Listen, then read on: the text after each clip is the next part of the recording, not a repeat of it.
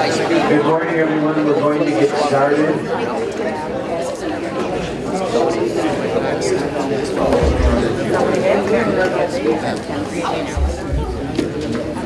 Sue, will you do roll call?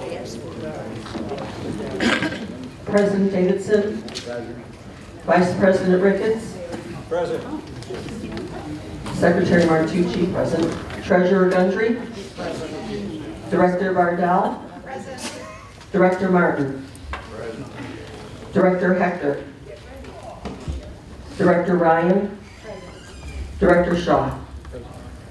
You have a quorum, maybe? Thank you. Then I'll call the meeting to order. It is 9:31. Will you please rise for the Pledge of Allegiance?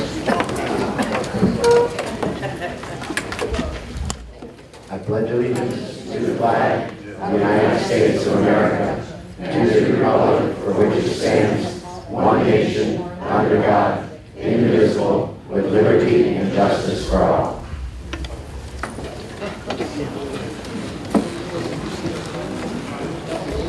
First item on the agenda is the approval of the September 2nd Federation Board meeting.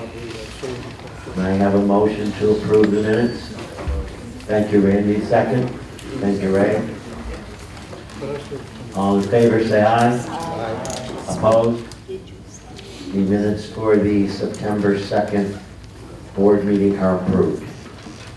Takes us to manager reports, and before we go to the management reports, I want to take a moment to recognize individuals of our management company. Steve Knock and his entire crew, and Ginger and Matt and their entire crew for the work they have done in coordinating the cleanup at Kings Point, getting the facilities back open. As you drive through the community, you may still see some debris, but for the most part, the community has been cleaned up. You have done both, and both of your organizations have done a fantastic job, and I would like to thank you for your effort in getting it done.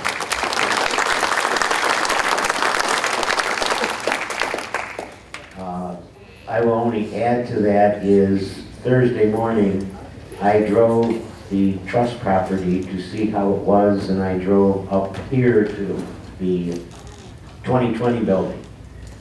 That parking lot looked like it was demolished. Trees down on the road. You couldn't even drive in front of the 2020 building. Matt contacted me, I think it was Friday afternoon, and asked me if I wanted to come up and help. I told him my dog was still drying out from being out in the hurricane, so she could do her business. When we drove in Monday morning for a meeting at the 2020 building, I want to tell you, it did not look like a hurricane had gone through that area at all. And I know that turf keepers and Matt and the entire Vesta crew was out there working diligently through all the facilities to get everything open by noon on Friday. So thank you, Matt, and I know you and your own staff were out there raking up debris. But that parking lot really looked like a disaster zone.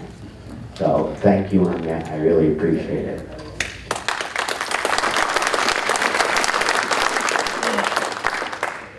Steve, I know that you took it upon yourself because of your staff to handle most of the issues regarding damage to whether it was a building or a carport. I know that you were getting hundreds of emails with people contacting you and reporting into you. And I want to say I really appreciate the effort that you personally put in. I know you worked all weekend on emails, even though you didn't have internet and cable at your own home and you had damage at your house, that you seem to have put Kings Point first. And I really appreciate those efforts. The last thing is, at the end of this meeting, for good and welfare, I know there have been questions, and Steve has done a pretty good job at answering them. regarding insurance and damage and claims. We have requested USI to attend the meeting. They are sitting at the front table. Brian Burns and Adam Lopeton, and they will entertain any questions at the end of this meeting that residents or presidents may have on the insurance policies and how they are working and what they are finding. And with that, Steve, I will turn it over to you to do your management report. Okay, thank you. I know that the Federation Board is aware of all of the details, so my report is going to be pretty brief. If I went into detail, there's not enough time in the day, so I will start with obvious Hurricane Ian cleanup continues. It will continue for several more weeks in reality. However, I'm pleased that most of the major issues that have been reported to us have either been handled already or are being addressed. On to landscaping, the monthly landscape review of the 4 landscape companies was held this past Wednesday, October the 5th. I also would like to reiterate to the membership that we are going back to the work order system now for putting in any landscape or other items that you have. We're at that point now where we want to try and get that work order system back to its prior state. It is backlogged, but keep submitting your work orders. The bulk mulch contract delivery has been pushed back tentatively. We think that it's going to start the deliveries the last week in October because of the storm. Administratively, yesterday we received notice from the county that the water rates will increase 5.88% effective October 1st, 2022. That increase I do not believe was budgeted, so associations, please take that into account for your budgets. Speaking of the association the association budget draft timeframe for the boards, we should have those available in mid-November for the boards to review, and the annual meeting agenda drafts are currently at the boards being approved, and that is my report. Only to you and to the residents and presidents. I got up this morning and not thinking what I was doing, I said, oh, I gotta fill my dog's water bowl. I turned the water on at quarter to 5 in the morning and said, oh, that's right, the water's been turned off. As I was going through email and stuff, we don't have any water. People said, well, notices were sent out, and I know on September 23rd, you sent out an email to the entire community and sent out a reminder yesterday. If you have residents that say they didn't receive the notification on the water shutoff, would you please make them check with First Service to make sure they have the email address, so when First Service sends out a blast that affects the entire community, that you receive those email blasts. People were saying they didn't receive them, other people said yes, they've been sent out twice.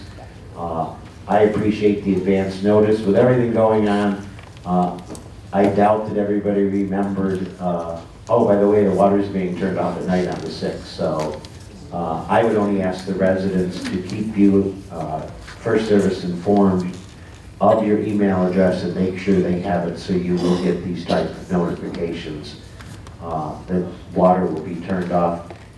We don't have any control. The county determines when they're going to turn water off and what work they're doing and when they're doing it. So the only thing we can do is report to the residents, and I thank you for sending out that reminder yesterday. And of course, it didn't click into my brain when I turned on the water faucet this morning and saw there's no water. So thank you on that particular aspect, Steve. Yes, sir. Ginger, I will turn it over to you. Thank you. Yeah, I think Matt also was getting inundated with questions about why the water was off, so they were curious. As Jack mentioned, we are largely finished with the hurricane cleanup. Turf Keepers has been wonderful They themselves had a number of people impacted heavily. One of the supervisors' mobile home was destroyed, and yet he was out here on the front loader moving trees for us, and a large number of their crew had been evacuated, and still, you know, they're out here helping. So kudos to them, and we just really appreciated all the efforts of everybody. It was a group effort. Worked with Master and Shauna, Steve, and Jack and the Federation to get some emergency situations taken care of. And it's a good example of when, you know, somewhat disastrous, chaotic conditions occur, we all come together for the good of the community, and it was really a great team to be working with. So I just wanted to say I appreciated all that help as well.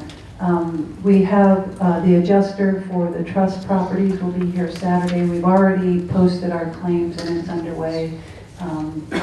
We don't think we'll have any problem with that.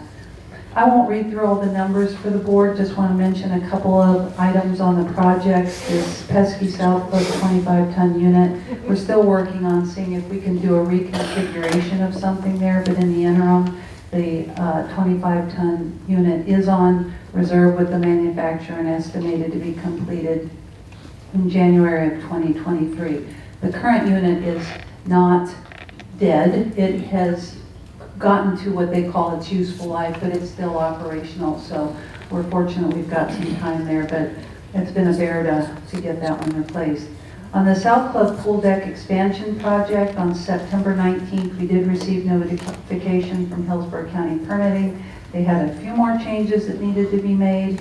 Those were sent to the architect. The architect made the revisions that were requested. That was sent back to building plan review. And we're just waiting for that final release of the permit. Also wanted to thank Peggy Hamrick, a resident of Kings Point who had worked for the county and had some connections. She did us a great favor by calling some folks and helping them understand how long this has taken. If you recall, we applied for this permit in November, so it's just been crazy. Continuing on with the pool expansion project, phase 1 is well underway. Continuing to make progress with the earthwork and preparing the ground for installation of the new concrete. And the vendors completed part of the installation of the sound system conduit plan that will also be used for an RFID system that will be at the gates once the ground dries out from the recent rain. So that's moving along. Phase 2 is continuing the RFP process for other components such as the shade structures, the appliances for the tiki bar area, the pool furniture replacement, and landscaping. On the main clubhouse here, the roof coating project continues. Most residents aren't even aware it's happening because it doesn't have much impact on their usage of the facilities, but that's moving along quite well. It will be the west wing, the east wing, and ultimately the indoor pool area. That's a proactive measure to extend the life of that roof. And then finally, the main clubhouse renovation project continues. We have completed a large portion of the east lobby and have transitioned now to the next section, which includes the area in front of the transportation office and the remaining lobby entry doors. We have thus far done the painting of the walls, the removal of the old tile, a lot of square footage out there, a lot of tile to demo, and also the installation of a moisture barrier and begun to install the new tile floor. So the transportation office, box office, and Cafe La Perque will remain open during this phase. Special events information, just a couple of items here. The summer series is winding down and ends on October 13th. It's been a successful summer for that series. And with the 2022-23 winter series ramping up, we're pleased to report that the season ticket sales for the entire winter series have surpassed all prior sales records. With the success of the full series ticket sales, at this time, currently 8 shows have been sold out, and once individual show sales are available on November 1st, we anticipate at least 5 more shows selling out. With the popularity of these shows, theater director Scott Burdavach in the back of the room there He will be announcing 3 new pop-up shows in the very near future, so everybody has a chance to get some fun entertainment there. And the Fall Expo is here, so after the meeting, if you want to step into Veterans Theater, they do have about 80 vendors in there, and a Cajun cooking food truck for gifts and raffles and information. The flu and COVID variant booster shot program conducted between September 19th to the 23rd provided over 1,300 boosters with an additional 650 flu shots. It was our first mass vaccination event held indoors, and we were very pleased with the results. We're looking to schedule another one for late October. The other programs issued are the new programs: Physician Stat Labs, Podiatry Services, On-Spot Dermatology, and Delivered RX will continue. You can check the pointer for when those times are available. And finally, in the security operations, just a notable here that security received a call from a woman who was concerned about her friend. Upon the guard who was dispatched to go to her home arriving, lo and behold, there was another security guard there who was off duty and just happened to be her neighbor, and had already arrived at the location, found a neighbor with the key, got inside. The woman had fallen and needed help, and the squad had been called. And you've heard me say this many times, but it's just an extraordinary community with so many neighbors helping neighbors, and that ended up being a good story for her. Thank you, Ginger. Any questions or comments to Ginger? With that, we'll do committee reports. Vicki, do you have anything? Randy? Ray, I know you have some bad news.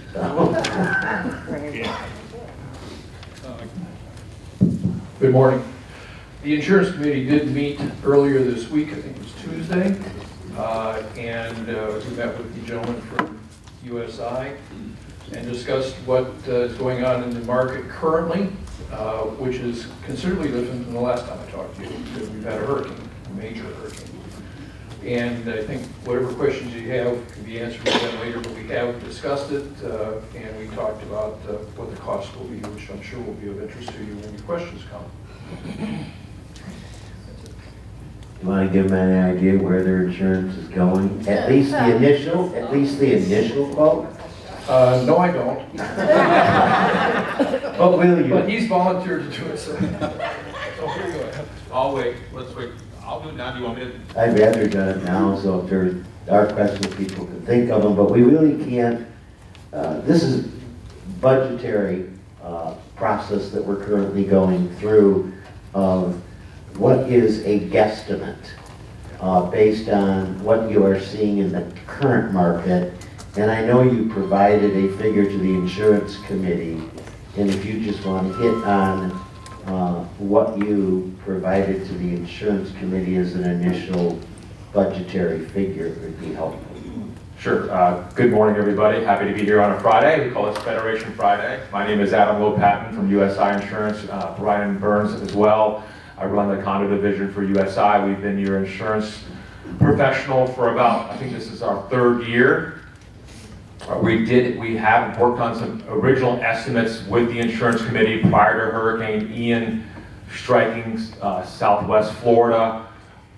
2 things that were going to drastically affect our premiums next year. One is by Florida Statute 718-111, we are due for a new appraisal. You have to get one every 36 months. And we know based on current inflationary environment, costs of materials, labor, we're going to see more than the average increase. We're anticipating the values or the replacement costs of the community to probably increase 20% to 25%. Normally it increases about 2 to 3% a year. So the first thing we're going to be up against is we're going to have to insure for, again, 20 to 25% more values than we currently have. And then prior to Hurricane Ian, we're looking at potentially a premium increase of about 20%. So you add those 2 together, we were roughly looking at, and all the other coverage, we're looking at about a 37% overall premium increase from last year. Again, now since Hurricane Ian has struck Southwest Florida, it's probably going to be the largest single loss in the history of the state of Florida, and probably the largest single auto and boat loss ever. We're going to have to work with Ray and the team to readjust these estimates, and we'll have that to them probably in the next week. So it's not going to be good, but we're going to do the best we can to mitigate the expenses and still keep your coverage as broad as possible through admitted carriers.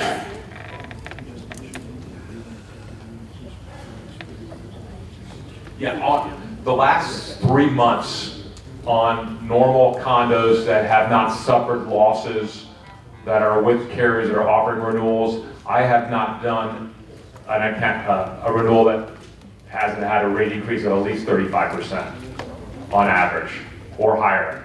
So some of them 100%. I don't anticipate that for you guys, but again, the market was going the wrong way even before Hurricane Ian struck Southwest Florida as a major hurricane. We're just very blessed it didn't hit here. Just so the residents, when you were talking about the appraisal already been scheduled to be done in January. It's replacement cost for your buildings. Currently, Kings Point, and it's 109 associations, are valued at approximately $850 million of replacement cost. In speaking to the appraisal company, which is Drew Isaac, it is fully expected by USI, the insurance committee, and the board that the replacement cost within Kings Point for the 109 associations that are under the property insurance, that figure is going to go over $1 billion of cost to replace if Kings Point was ultimately hit and buildings were destroyed, which is a huge, it's probably one of the largest pieces of property to gain condo insurance on with a value of $1 billion, and that is one of the things that I know Adam and Brian are confronting is we fully hope that Heritage, who provides our property insurance, will renew the policy, but trying to find an insurance carrier that is willing to insure property up to a value of $1 billion or $1.1 billion is not going to be an easy task. So as you go to bed tonight, kneel down to pray. Pray that Heritage is going to insure us. We won't know until next February, March where they're going. I know conversations have been conducted by USI and Heritage. I have beat Adam up saying go to Randy, who is the president of Heritage, and find out the likelihood that they will not renew our policy or renew our policy, so we at least have some directions. The last thing we want, and Adam and I have had, and Ray and I have had some extensive conversations, if Heritage doesn't renew our policy, there are very few options, but the most likely option is Citizens. And as you know, Citizens is the state insurance company, and they have certain restrictions that would probably limit the kind of insurance we can get. Am I correct with that, Adam? Yes. Okay, so keep that in mind and just keep your fingers crossed and pray that Heritage comes through. We have been very profitable for Heritage with the number of claims we filed. But a 35% increase in premium is going to have a large impact on individual homeowners' monthly assessments. But we don't have any choice. We have to insure the condominiums within the community. We hope that it doesn't come that we can't find a company and basically can't do a bulk insurance contract. But that could always be a possibility. And as I said, it's not good news, but it's the reality. And you might as well know in October what is coming in next March when we do the insurance renewal. Yes, right. If you have an insurance question, I would ask that you wait to the end of the meeting. Jim, do you have anything to report? Sir, it's not a question, since you're here now. Can you just explain to the group here how Sir, I can't hear you without a mic, so, could you just explain to the group so they understand the fees, how we are tied to the reinsurance and the climate change happening in every country of the world, how it's affecting our rate here? I don't think they know the history of reinsurance.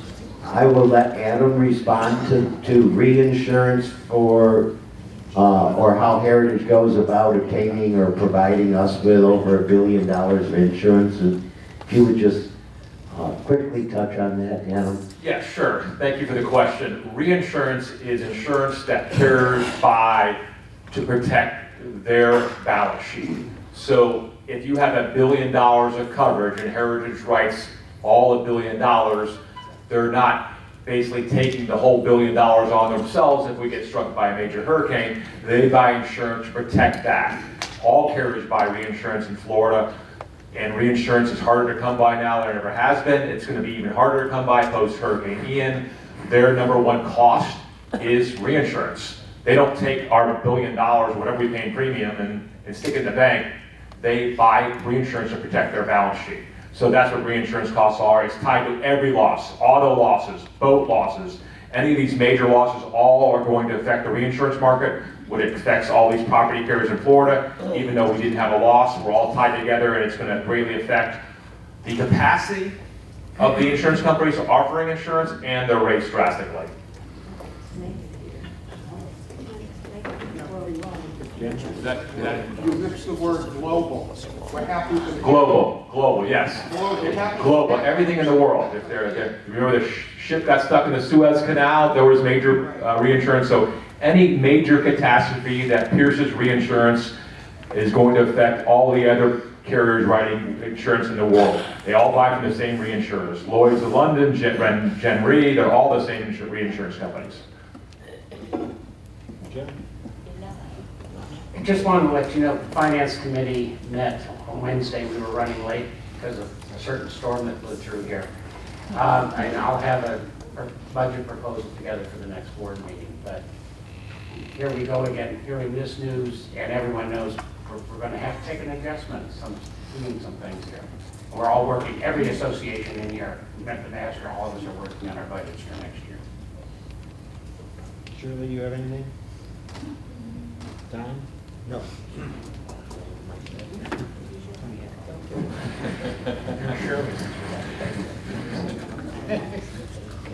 Tom, we have missed you. Welcome back. I hope you enjoyed your time traveling up in the Northeast and Michigan and that area, enjoying your family. But you have been missed on the board, so we're going to be putting you back to work very quickly. So. Get to work. Thank you. Ginger was talking about working together earlier. It was very odd. I had a call from Ginger, and I don't even remember what night it was. Was it Tuesday night, possibly, or Monday night? They're all running together. Ginger called me about 5:15 on her way home, totally frazzled. Jack, I don't know what to do, but I have to keep you informed of what's going on. There is a tree over next to the tennis club that's over 100 feet high that is splitting, and it is sitting right next to Bedford J. And arborists came out and considered it a major hazard. And we're rushing around trying to find somebody to take the tree down. I just wanted to let you know this. The tree is splitting. I said, well, maybe I can help you out, maybe we can help you out from the community perspective. I called Steve probably about 6 o'clock, said, Steve, can you help? Brown's is on property. They have the capability of taking down the tree. Could you see if Brown's can take that tree down? He got a hold of Joey, which most of you know. Joey called John Brown. And Steve called me back and he said they will be there at 5 minutes to 8 tomorrow morning to take the tree down. That's the community working together. and our vendors working together. When I called Ginger and said, make sure you have somebody there 5 minutes to 8 in the morning, I think I took a very big load off her mind that night. Because I can tell you she was frazzled, because it would have had some major impact if that tree had fallen. So I know you worked very hard, and I know it really bothered you about that tree, because you're caring about this community. When Browns came out to take the tree down, they said it's the largest tree they have ever had to take down. That's how big the tree was, and it was splitting. So I can tell you that I appreciate all the residents and all the boards in this community for their patience while the landscapers go through and clean up the property. It was news to some of the board members that Section 2 uses Artistry. Artistry's main offices are located in Arcadia.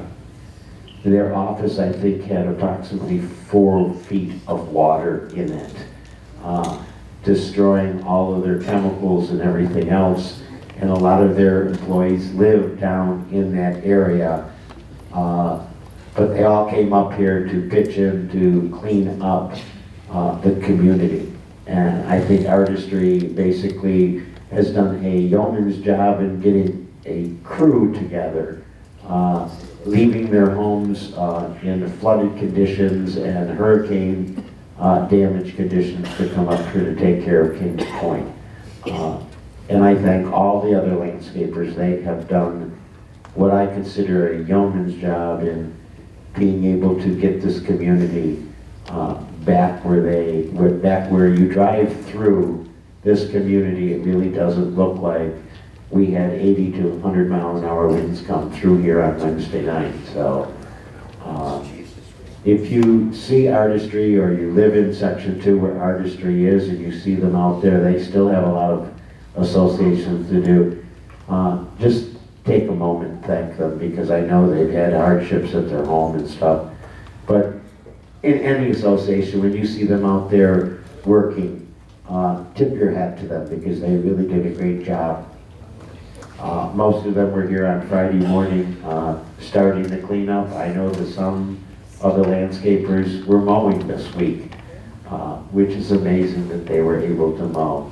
But it was nice to see the community come together, neighbor helping neighbor, the master, the federation, and Vesta all working together to bring the community back to what we expect from a fine community. It was very good to see that.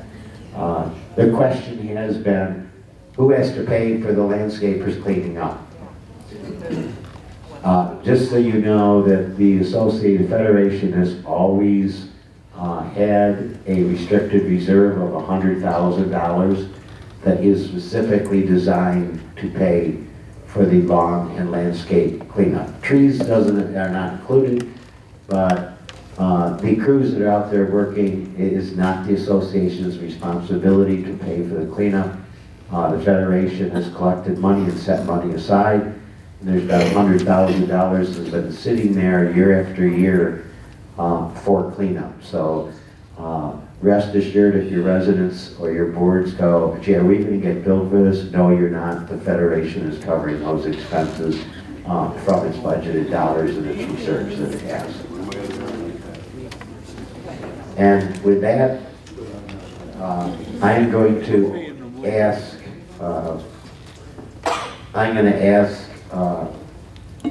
a number of people have signed up for open forum for some of the things that are on the agenda. By the operating procedures, you have an opportunity during discussion to speak.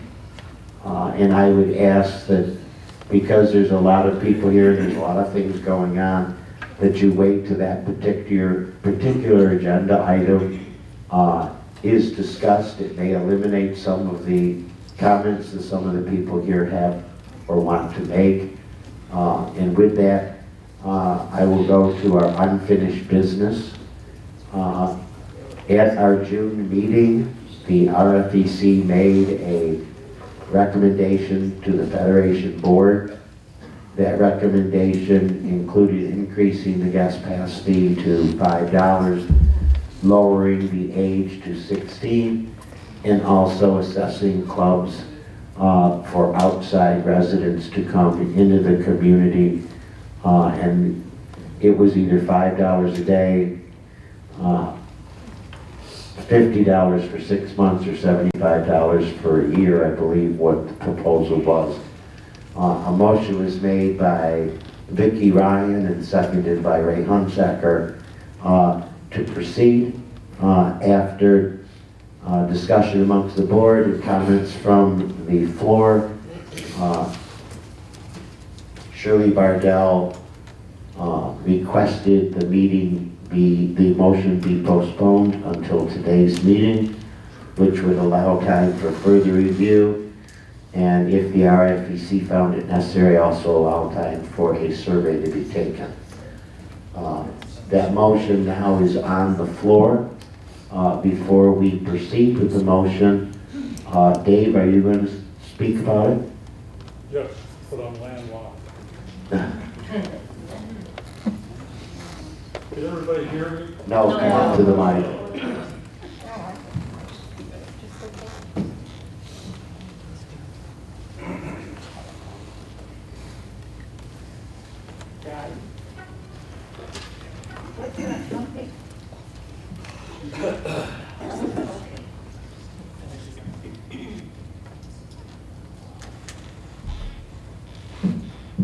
Okay, the RFEC has recommended that we withdraw this proposal from June 6th, June 3rd, excuse me.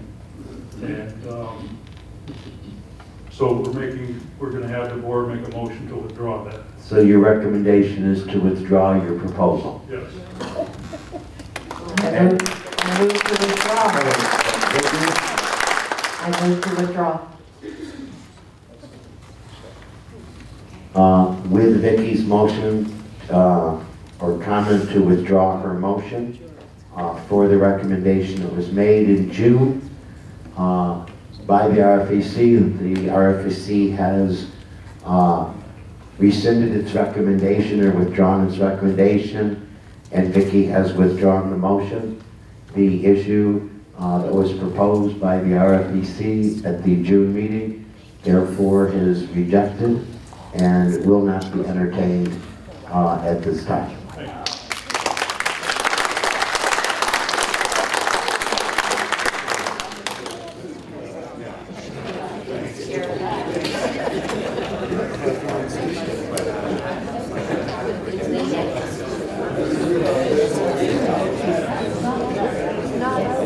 Therefore, we will go to new business.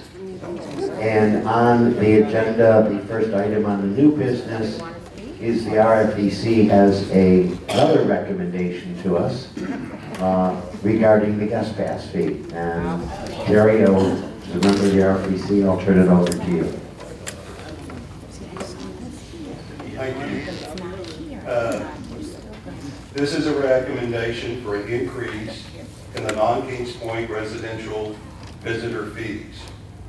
The Kings Point Sun City Center West Land Trust recreation facilities offer a comprehensive package of amenities that are available to all unit owners of Kings Point and their guests. Originally, the developer established the guest fees to offset the impact to the additional usage that the usage had on the maintenance of the facilities. The maintenance cost is supported by fees that are paid by the unit owners. Now that the recreational facilities are owned by the unit owners through the trust, the fees for non-resident usage continue to be collected and are used to offset the cost of the amenities operations. Non-resident usage has been reviewed and the fee has been increased over time, most recently back in 2015. In early May of this year, an ad hoc committee of the RFEC Investment Management met to review all non-resident usage. The committee considered the substantial usage of the amenities and the corresponding impact of the maintenance and related costs to the facilities. In addition, the committee considered how the increased costs correlate to the increase of sales of guest passes.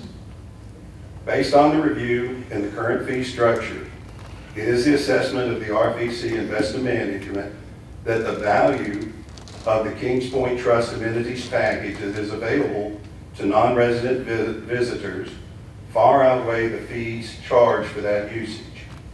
And the fees need to be adjusted to be equitable to the fees paid by the unit owners. Currently, KP residents, through their monthly assessment, pay approximately $5 per day per unit for the trust operations.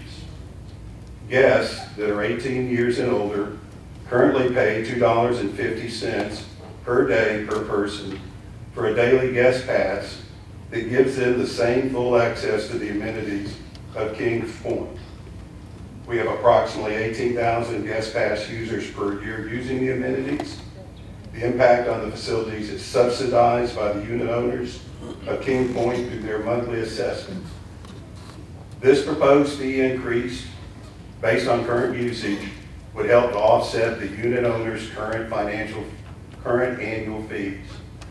Therefore, our recommendation to the board is to support an increase to the non-KB resident S-Pass fee. The proposed changes for the daily non-residential visitor pass fee and fee policy are as follows. The new fee should be increased to $5 per day per person. This represents a $2.50 increase over the current year. We recommend the effective date be January 1 of 23. If approved, a communication plan would be implemented to notify the Kings Point users of the change. The pass fee does not apply to those guests using and paying for food and beverage services, spa and salon services, nor to ticketed entertainment shows. The guest pass will remain at 18 for those 18 and older. Users under 18 do not require passes and must be accompanied by a resident when using the amenities. That is our proposal. Can I have a motion from the board to accept their We aren't going to have any recommendation? comments? First, you got to make the motion. Oh, I'm sorry. You're seconding it, Shirley. Who made the motion? Tom. Thank you. Discussion from the board. I will only say that, and it will be discussed later in another agenda item, that the cost of Kings Point for the 23-24 year for repair and maintenance for the facilities within Kings Point, which we are required to do by the Land Trust Agreement, is approximately $1.1 million. This is borne solely by the residents of Kings Point. Next year, that figure is expected to grow to around, Ginger, you keep me honest, about 1.8 million, if I'm correct, based upon the assessment of the appraisers of what needs to be repaired, replaced, going on. It doesn't basically cover any emergencies at $1.1 million. There is a requirement to bring revenue into the community. Matt has done a superb job in figuring out how to do some things, but if you have users that come in, every guest that is using a facility is one resident that doesn't have the capability. You go to the pool, you bring 5 or 6 guests along with their children. That's 5 or 6 residents that don't get to use the pool. And if their children are using chairs, it also reduces that capability. If I am correct, that was part of your assessment of looking at the services of what is available when a guest is using a service versus a resident using a service. We limit the number of residents who get to use the service, although they pay for it. You gave us a figure of approximately about 18,000 guest passes a year. Is that? Yes. That's correct. We currently, the Land Trust makes approximately $40,000 off of guest pass fees that goes to offset our monthly fees in our yearly budget. What this would do if the current guest pass quantity was remaining the same, would increase that revenue from 40,000 to 80,000. That 80,000 is what? No, we make about 40 now. So it would go to 80,000. That $80,000 is a drop in the bucket compared to $1.1 million just to maintain the amenities the way they are.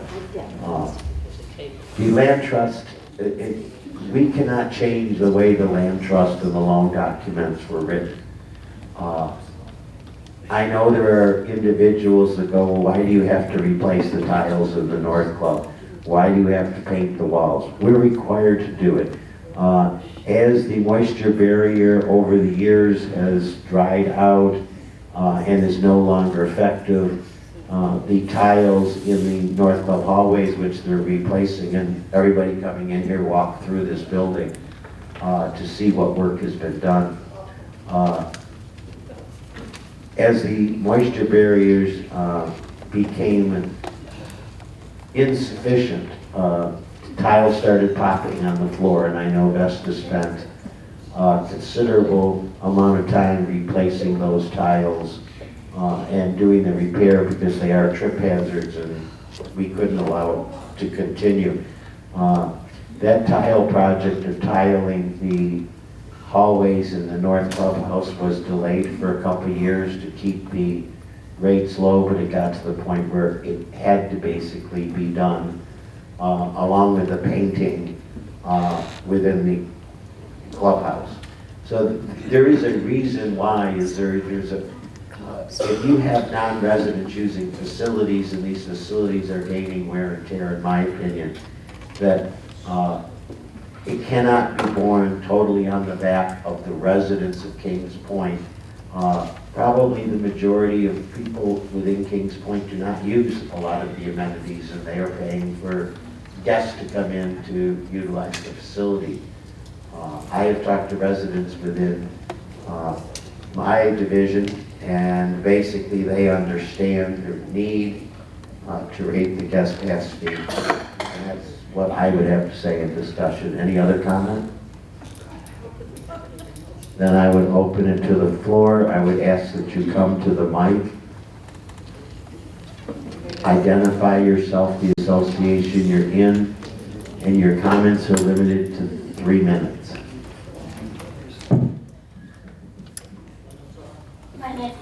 My name is Margaret Rogers. I'm Cambridge. I also represent Bingo and Bunko. My big question is why? Why was the survey that was asked? Excuse me. Could we not have private conversations at tables within the room so the board can hear and not be distracted? Give the speaker the courtesy of not talking over them or behind them. Why was the survey that was asked for at the June meeting never sent out to the membership? Why is the burden of this large increase only going to be felt by the Kings Point residents who have family visiting, who would mainly be using the pools maybe once a year?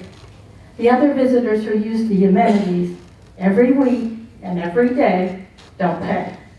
The small decrease in the monthly fee of the proposed $1 to $1.50 per unit per month is not worth all the ill will that this is going to create. With the projection of the insurance having another large increase, as we've been told, and considering that all the other costs are going to go up too, this is not the time to increase it by 100%.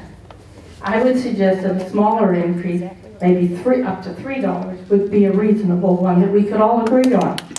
The visitor fees are to offset portions of the costs and not pay for all the expenses. The board must make decisions that affect all of the residents, not just a few.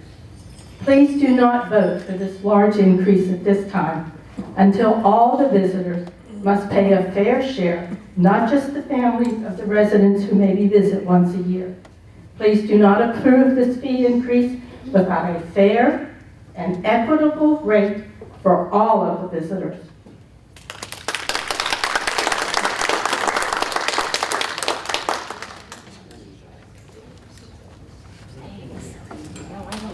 I'm Bill Humes. I live in Manchester. I have a rental in Fairfield. The fees are really a way of taking money out of our residents' pockets.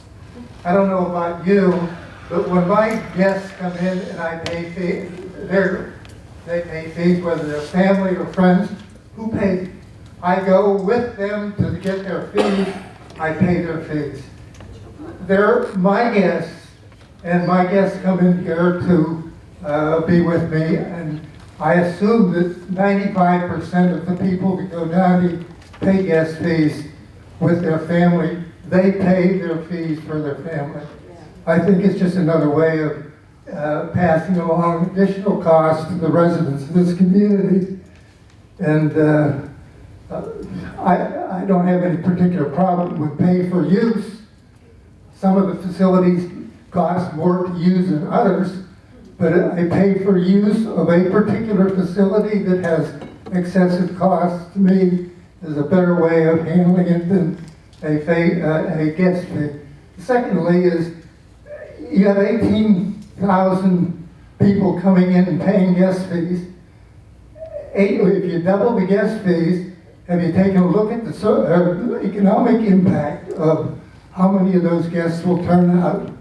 All you have to do is look across the street and see what happened with the dance club. They have now a dance club thing that's 50% of what the gold card is. I think we're one person away from getting rid of the gold card across the street. It's just basically a divider between our community. We are a community of Sun City Center.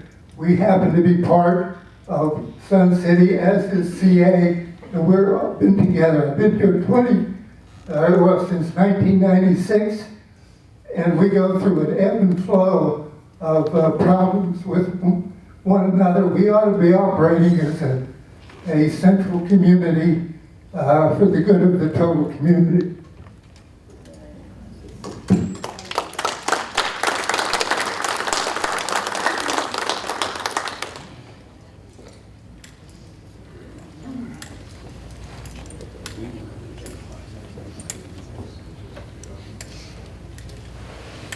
My name is Tom Roach. I live in Oxford too. Since our meeting in June, I had the opportunity to have a surprise visit from some family. I got a call one day. My cousin was visiting in Orlando and said, could he stop by? Came here, got here about 11 o'clock in the morning. We socialized a little bit, and then I said, you know what, let me order some lunch. I was going to order lunch from Marco's Pizza. They said, no, last time we were here, we went and we stopped over at your cafe. So I said, oh, if you want to do that, we could do that. So we went over to Palm Court and we had lunch. And we spent $150 on lunch, because they were guests. They came here, they spent money, $150 on lunch. And then, after lunch, by the way, we were the only people in the cafe that day, so the revenue went up pretty good that day. Then they said, hey, could we go for a swim? Sure, we could go for a swim. We were going into the locker room to change into the bathing suits. They only had about an hour to stay. And then the guards came and said, if you're going to swim, you've got to pay $250 for each one. That would have cost me another $25. We just spent $150. They were here for an hour and a half, 2 hours. They want to take a swim. It doesn't make sense when, like the gentleman just said, they're not paying for that. I'm paying for that. So if you're saying that you're not getting the revenue from the guests, you're taking the money from the residents that are already paying. And I think that these facilities should be available to the residents. And when our family comes, that's a good thing, because we all don't get to see family a whole lot. And when they do come, especially springtime, spring break, we should be welcoming that, not taking money out of the people's pockets, the residents' pockets, for that opportunity. Don't force us to say, hey, you want to go to the beach instead, or you want to go somewhere else. Let them come here, let them enjoy our facilities that we pay for, and spread that cost out. Put it in the fee if you have to, so it goes out to everybody in the community, because these facilities should be maintained by everybody, not just by our guests. That doesn't make sense to me. That's why I want to say. And open the bar up when the pool is, at the pool, open, serve food at the pool. These guests will spend more money than you're gonna get from that additional fee. Thank you. Thank you.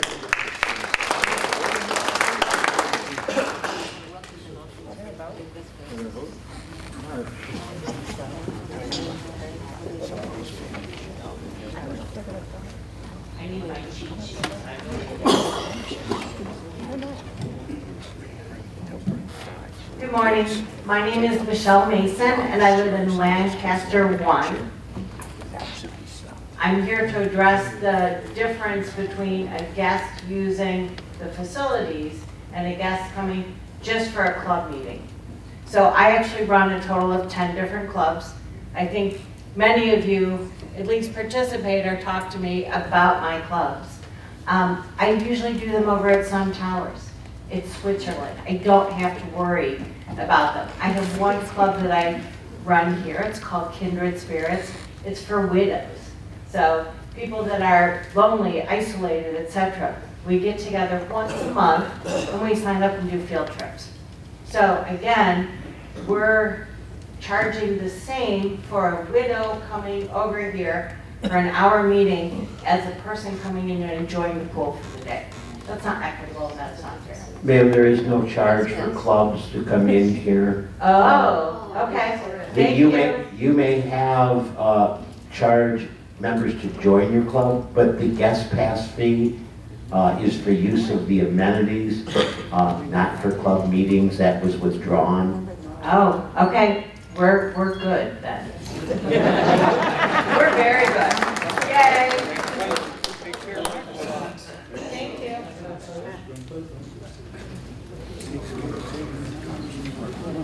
Jim, I thought you'd let ladies go first.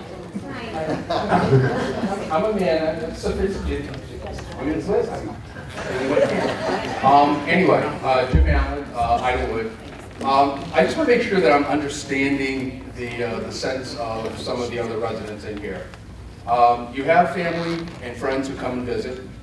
We have a group of residents who have determined what it costs, the impact to replace and to use the wear and tear on those facilities. You are sitting here and you're asking me, as a resident of Kings Point, and the others who do not always have a family coming by, to subsidize you and your family. If you cannot afford to pay, then maybe it's time to transfer some of that over to your guests. It is not my responsibility to pay for your guests to use the facilities and to pay for that wear and tear. If you don't want to pay for the wear and tear, then don't use the facilities. It doesn't get any more complicated than that. Thank you, bye.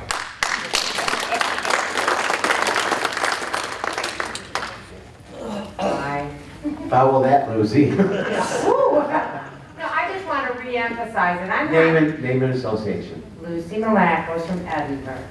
I just want to re-emphasize that I'm not against the guest passes. Ever since I've lived here, I've had to pay guest passes. I mean, we're right. We almost always we pay for them for our family. But 100% increase is insane. For after all the other things that are going on there, it's crazy. I mean, I could see $3 or even $3.50, but honestly, $3 would be easier for security because there's no change involved, any orders involved in it. But I think doubling that fee is absolutely insane. And that is all.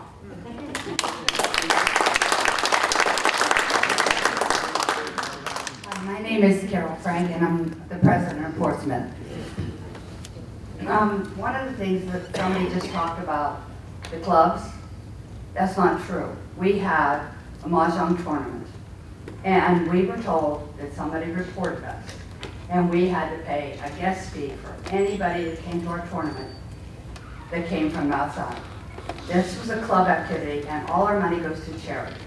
And we had to come up with because it was too late to charge them for the fee, we had to come up with the money out of our charity fund to pay for members to come in. So members are being charged, club members. And the other thing I want to know is why it's too much. I agree, $3 would be fine. But why is this just the committee and the board's decision? Why aren't the presidents allowed to vote? Or where was the survey that was supposed to happen? I will answer your question of why are the presidents or the residents not allowed to vote. It was the way the land trust documents were Well, written. it's not fair for the Well, community. I We can't, represent ma'am, this board cannot change what was done in 2007 when the loan was taken out to buy the amenities and the trust document was developed that put the responsibility for the land trust and the expenses of the land trust and the guest pass fees onto the RFEC, which is when it was developed, and onto the board.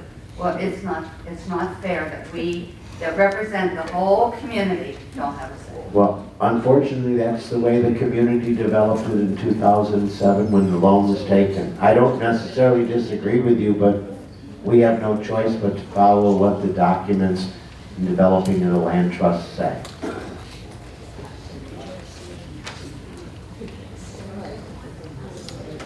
My name is Tom Mackar. I live in Fairfield.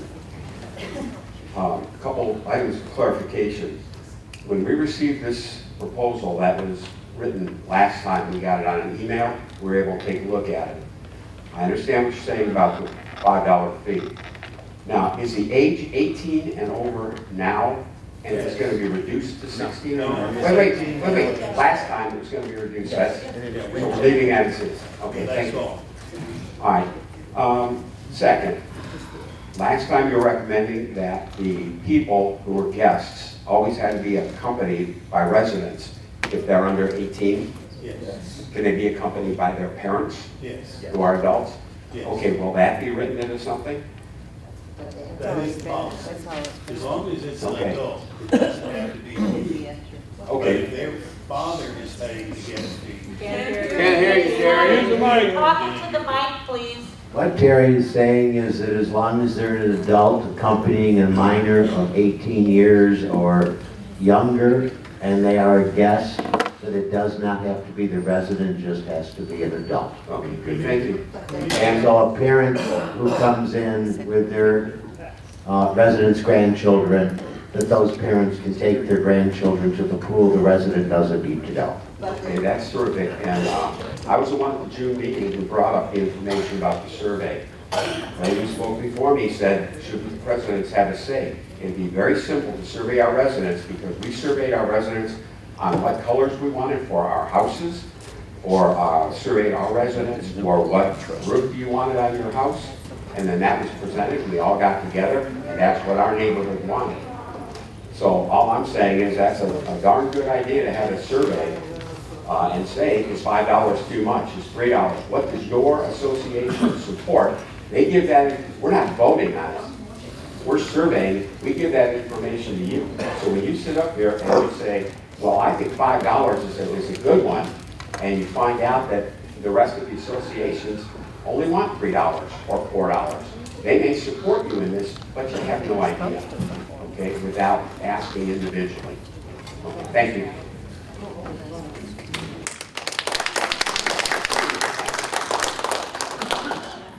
Hi, my name's Mark Fossey. I'm in Maplewood.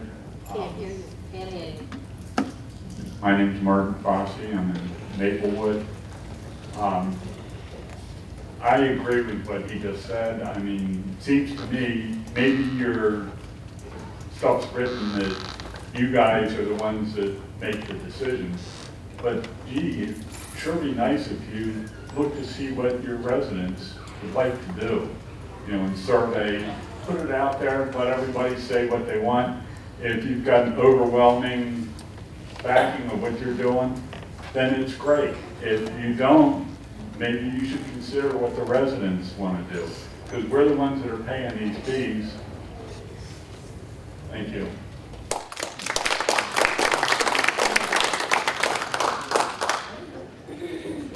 Oh dear. There you go. I'm going to grow next week. 2 points here. Number one, Oh, Sandy Gehring, I'm the president of Fairfield H. And I usually keep my mouth shut. 2 points. Number one, when my family comes and I send my daughter and son, kids to the pool, I not only pay, I pay for, you just said that if my family came, a parent could go to the pool, but I still have to pay to that parent to get into the pool. That's first point. We have, second point, we have people here who live in a condo building. There's only one owner, one person, a widower. We also have units where there are 2 people. It makes no difference what the fee is, whether it's 1 person or 2 people. I would suggest that perhaps a way to solve a portion of this problem is to give even the people who are only 1 person in a unit a guest pass, which can then be used in lieu of their going to the pool with a person, which would alleviate one of the guests' payments. Am I making any sense at all? Okay, then I'll be quiet. I won't go on any longer. I'll shut my mouth.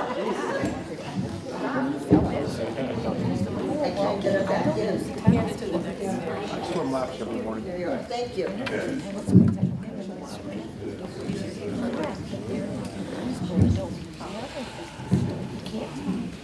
Good morning. My name is Mary Philpott, treasurer of Gloucester P. And the one thing I'm not hearing, I'm hearing the number of guest passes being sold.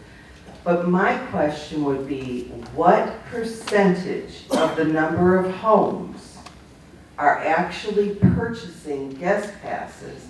Because we're hearing a lot of, we sold 18,000 guest passes. So my question would be, how many unit owners are truly purchasing guest passes? If it's a very small percent out of our 55, 600 homes, then they are not speaking for the majority of the community. However, on the flip side of that, if the number of homeowners that are purchasing, not how many guest passes they purchase, like if we had a way to somehow tie a guest pass to an address, okay, and did the database and analyzed the data that way, I think that would give us a better idea of the percentage of our residents that are purchasing guest passes, whether they are or their guests are. Because if we only have 5% of our population in Kings Point that are using the guest pass process, obviously they're going to be very upset with it, whereas the 95% that may not be purchasing these would not be, you know, those are the people that are not here, is the people who don't use guest passes. So I'm wondering, while I personally agree with the $5, I'm one of those people that I don't get to use the amenities other than portico pickup, that's it. So to me, yeah, increase the fees, because why should I have to pay? But at the same time, in all fairness to those people, while I think the decision for $5 does need to be made, and I do think it does need to be made today, I do think that we need to actually come out with what percentage of units are actually buying guest passes. That's it.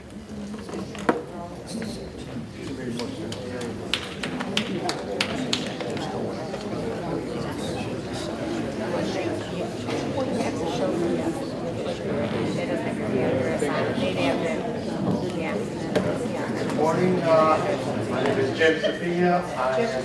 Can you get closer to the mic? Just get closer to that. Jim Sophia. I'm from Corinth.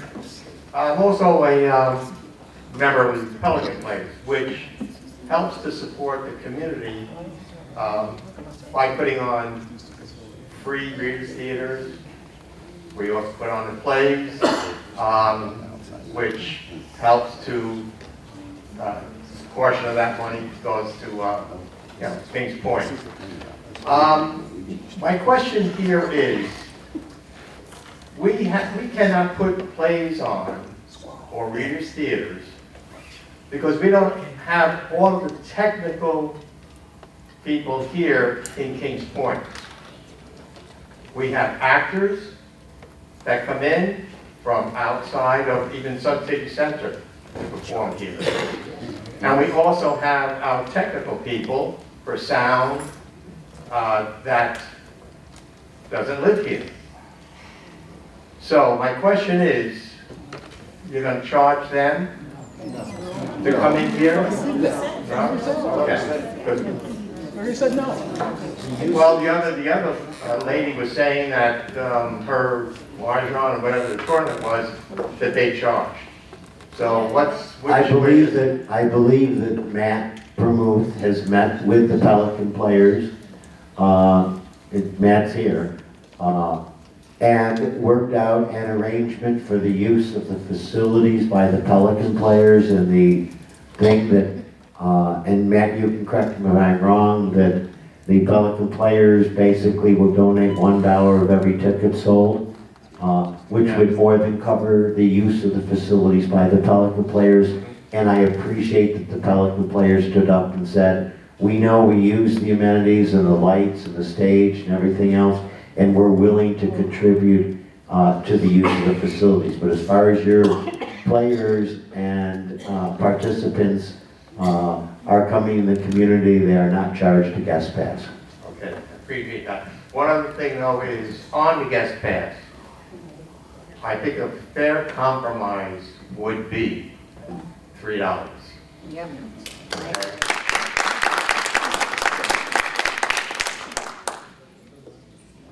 Hello, everybody. Good morning. My name is Judy Coleman. Yeah. It does. My name is Judy Coleman, and I'm from Nantucket 1, and I've been living here 25 glorious years. Now, I have great-grandchildren that come, and the spring break, and 4 would come at once. And they stay the week or a little more. And think about it, that's $20 every time they want to use the pool, every single day. Are your great-grandchildren under 18 years of age? 2 of them aren't, And the others are. the ones that are under 18 years of age don't have to pay. Okay, thank you, but it's still, when you're on a fixed income, we're retired, it's not like you're getting your usual salary, and I think that's a heck of a lot of money. If you're worried about the chairs, when we go to the beach, we bring a chair, we would gladly bring a chair, but there's another thing that I was thinking, and maybe this isn't feasible. If you charge every resident that lives here and their condo fee $1 more, that would cover a lot of money. We have a very large community, and you wouldn't feel anything, and your guests can freely come. And that's just a suggestion.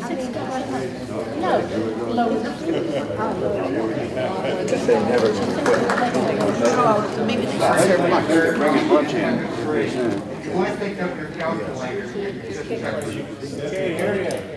Marty Lambert on Nantucket 3. If you like to just put this in perspective, to go along with what Judy just said, if you take up your calculator now on your phone, $80,000 divided by what, 5,500 units? Divided by 12, you're talking about $1.21 a month per person to have no fees at all.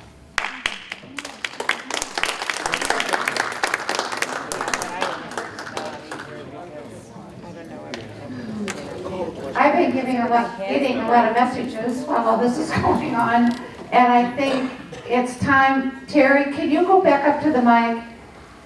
Oh boy, here we go. Please explain what this would pertain to, the guest pass. What activities are included with that guest pass that they would have to pay and which ones aren't? Because I think there's a big mass communication, not communication, I think there's a confusion out there as to what this is all about and what is covered and what isn't. The visitor pass fee entitles the person that's 18 years and older as a guest to use all of the amenities of, just like I do, all of the amenities. The gym, the pool, billiards, anything that the trust Pickleball, owns, they tennis, can. anything that is not fee related where they would be paying like And salon or then, food. and the only, yeah, you don't need a fee for, of course, the ticketed theater usage. You don't need it to go to the spa. And you don't need a ticket to go to food and beverage if you just came for lunch. You don't need a guest pass for that. If you're paying money, you don't pay a fee. Anything else, you need the fee. Terry, One thing, Jack, that now would you clarify that if you are a club member and coming into the community to attend a club meeting, there is no fee, this doesn't pertain to that? this is just for guests. We are, as a committee, in the original proposal that we gave y'all, we were trying to combine two things.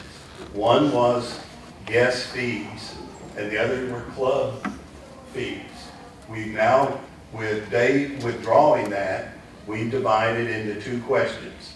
Today, we're only addressing the guest fees for the $5. We are working on a plan for fees for clubs that we will bring at a later date. We're just dividing them because it's hard to do them together. In answer to Jack's original question, a little bit of the basis that the RPC is doing this is really the equitability. I pay $5 a day.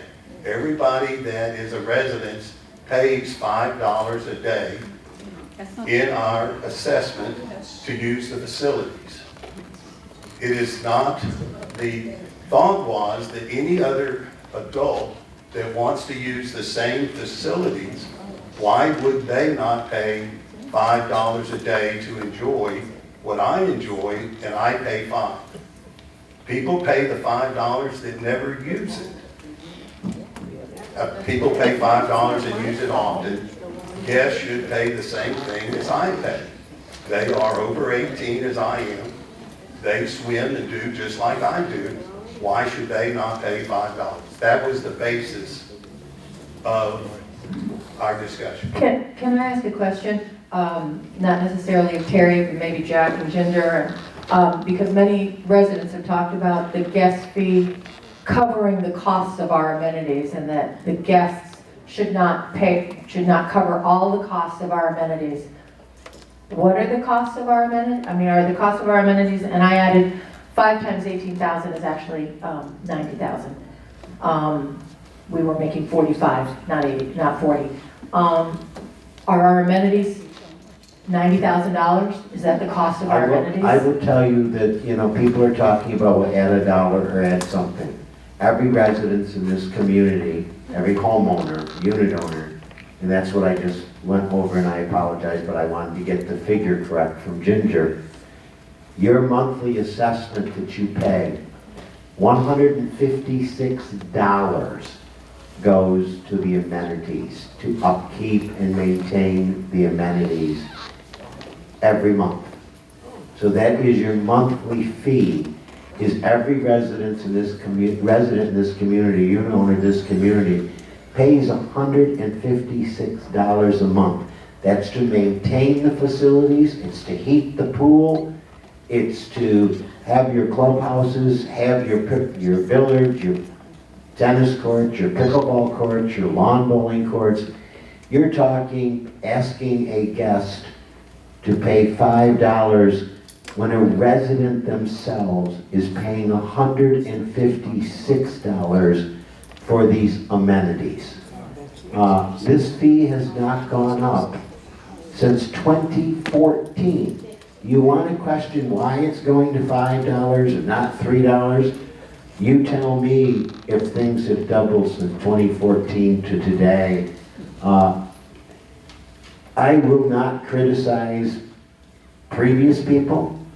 But if this fee would have been increased on a regular basis and not 8 years after the fact, it probably wouldn't have doubled. It probably would have gone up maybe 50 cents a year, 75 cents a year.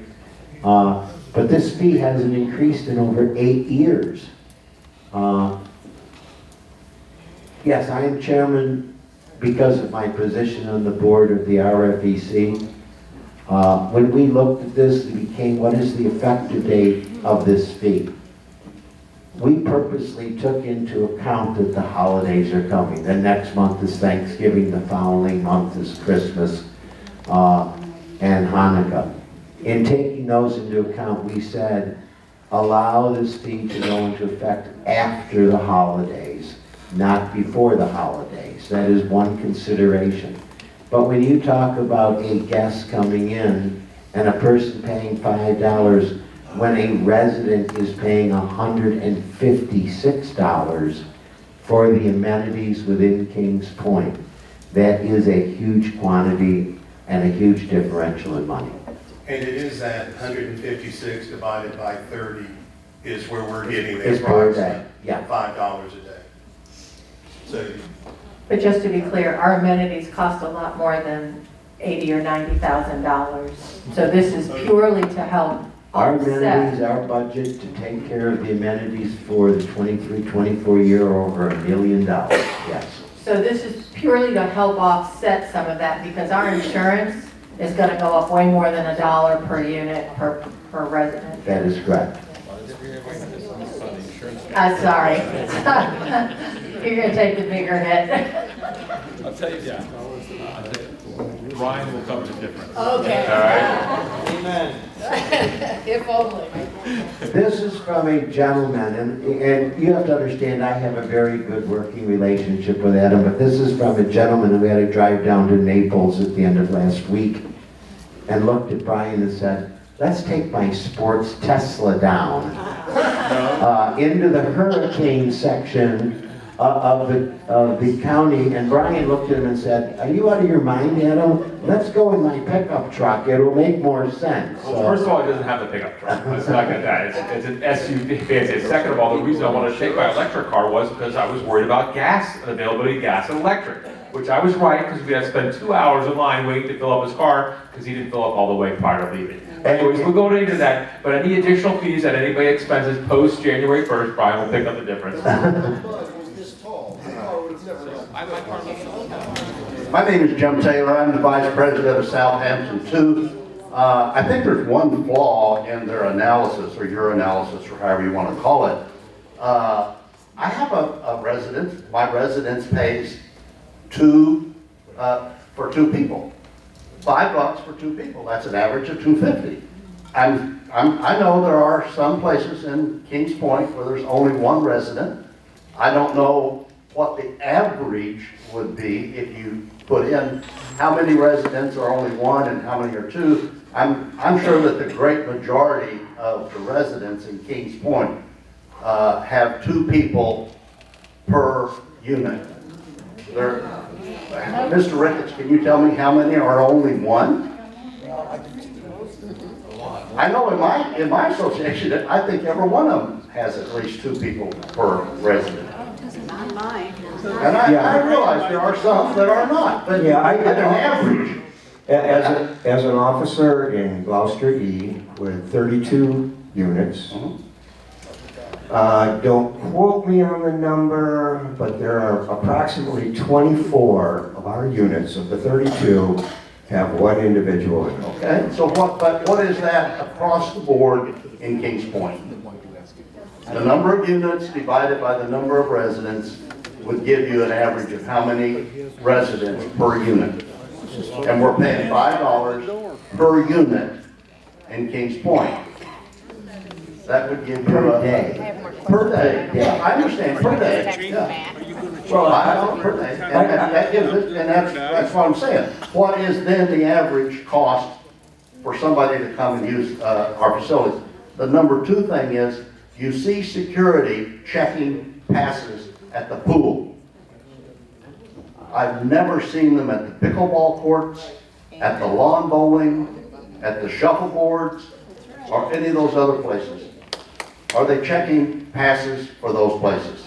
No. Then if they are, then maybe there could be some more revenue generated from those. And number three, how about all the golf carts that come flying through the gate without a pass on them, without that little round sticker that I've got on my golf cart, and then they come in and use facilities like tennis courts, pickleball courts, et cetera, et cetera. There's no control at the gates over golf carts coming in without stickers.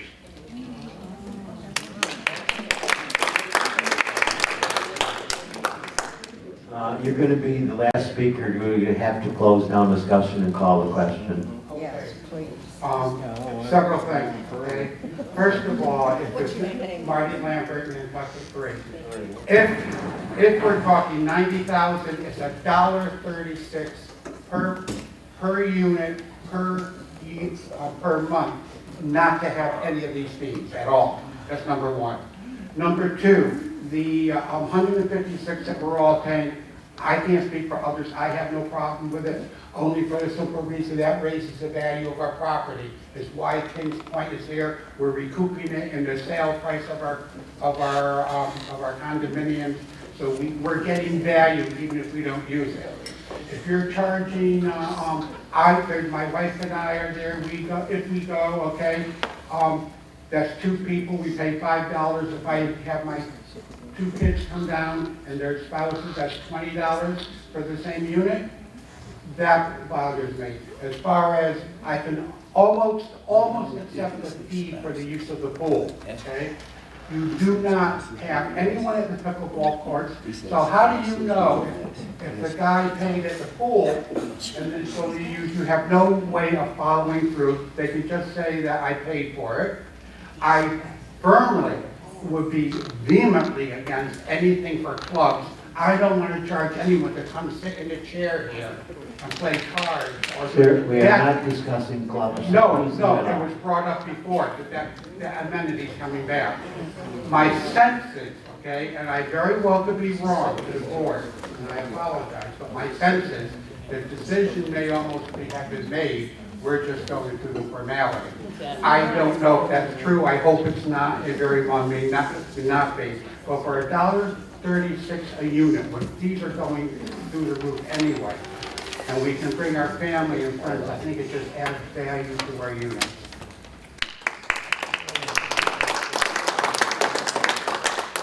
Then with that, I will call the question on the motion. The motion is to increase the daily guest pass fee for non-residents from $2.50 to $5, effective January 1st of 2023, leaving the age as current. 18 years and older are required to obtain a guest pass. And unfortunately, Vicki, I will start with you. A yes is affirmative to raise the fee, a no is no. Aye. Yes? Randy? Yes. Ray? Yes. Susan? Yes. Jim?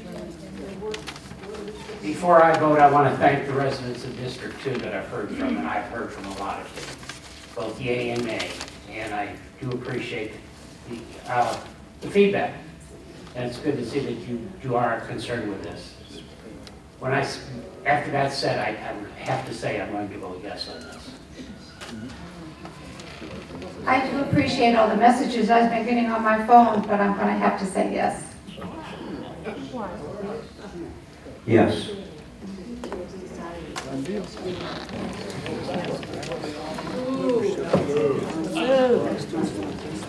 And I will vote yes.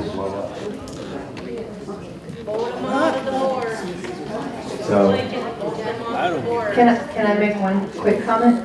I would, for those members of the RFEC who are here, I'm sure that something like this happened the last time because it over doubled the last time. If I remember, the fee went from $1 to $2.50, and I'm sure there was the same uproar about the percentage of increase. I would, for any RFEC members who are here, I would really suggest that you start to truly consider incremental increases. Obviously, next year, you'll probably get a lot of flack if you want to increase it 50 cents, but you might want to think in a couple of years, let's start inching this up, because this is uncomfortable for everybody. Nobody wants to raise fees. You know, if we could all live here for free, I'm sure we'd love to do that, but somebody's got to pay, and, you know, having these increases jack up 50 and 100 and 150%, we recognize is uncomfortable for everybody. So just a thought to keep in mind for the future boards. But you went ahead and did it anyway. And if you don't like the board, what they did, vote them off. And be ready to step in and do the work yourself. Yeah, that's fine. Did we not have comments from anybody on the floor? This is a board meeting, it's not a membership meeting. Comments do not need to be discussed amongst members who are sitting on the floor. We will move to the next item on the agenda, which is a recommendation from the RFEC to expend money for a sound system at the South Club Pool. Richard, who is presenting that? Oh, Roger Johnson.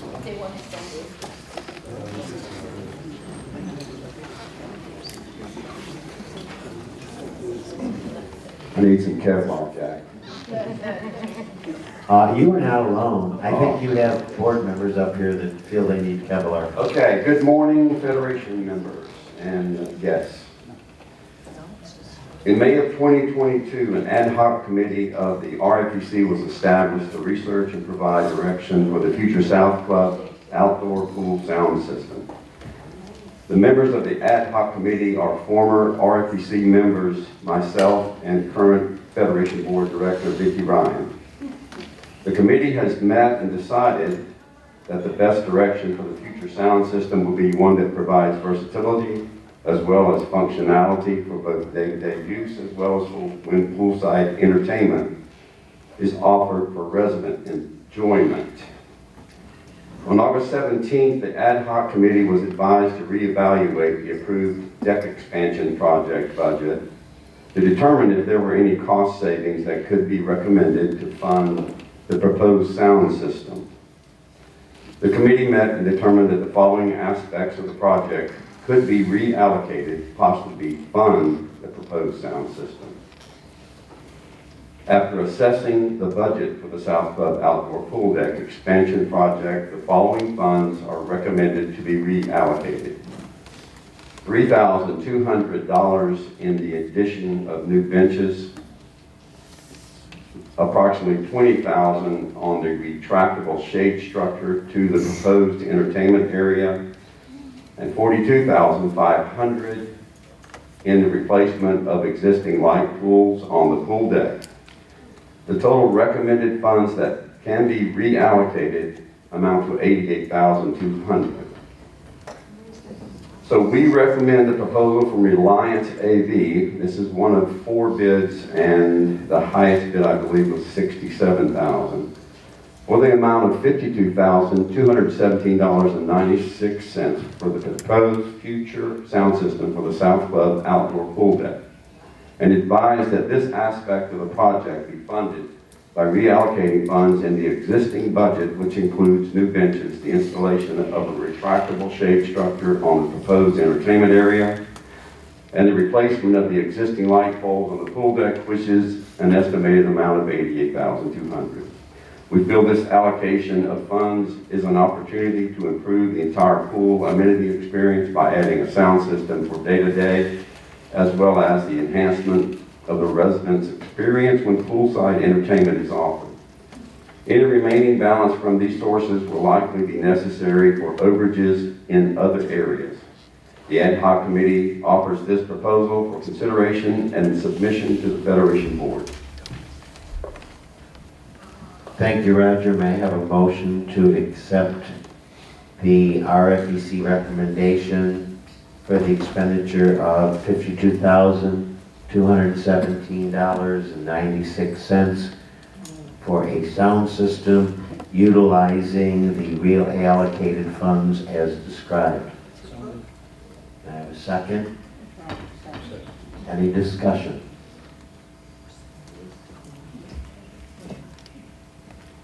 I somehow don't quite understand why we need to provide a sound system for bands that have their own sound systems. Spending $42,000 out there for a sound system, I'm against it. Vicki, do you want to explain, or Roger, you want to explain what the sound system would do? I do know, and I'm going to look to Matt. Matt, you plan on doing additional entertainment at the South Club Pool, is that correct? Andrew and the team will be. And also do outdoor movies at the South Club deck? Outdoor movies, outdoor streaming concerts, a lot of different interface. Which require a sound system that is more balanced and actually has, other than what is known as a rock speaker out there today, it's truly a system designed for entertainment. Am I correct, Roger, in what you're looking at? You're correct. Because right now... This is not just for bands, per se. This is, we're going to have a full-on cabana bar, walk-up, food and beverage. And we're always talking about revenue enhancement. I don't want to turn half of Kings Point into alcoholics, but it'd sure be nice if they're out there. They already are. Okay, all right. But I want them to go to the bar and get a drink and get a hamburger or whatever you're going to want to do there and enjoy a movie or streaming music situation. Let me ask you a question, Roger. Yes. The way the sound system is set up today. If you set up today. Let me ask my question. Let me ask the question. I know you, Jack. The way the speakers, because this includes speakers and stuff, the way a band may bring in speakers which they set on the stage. Yes.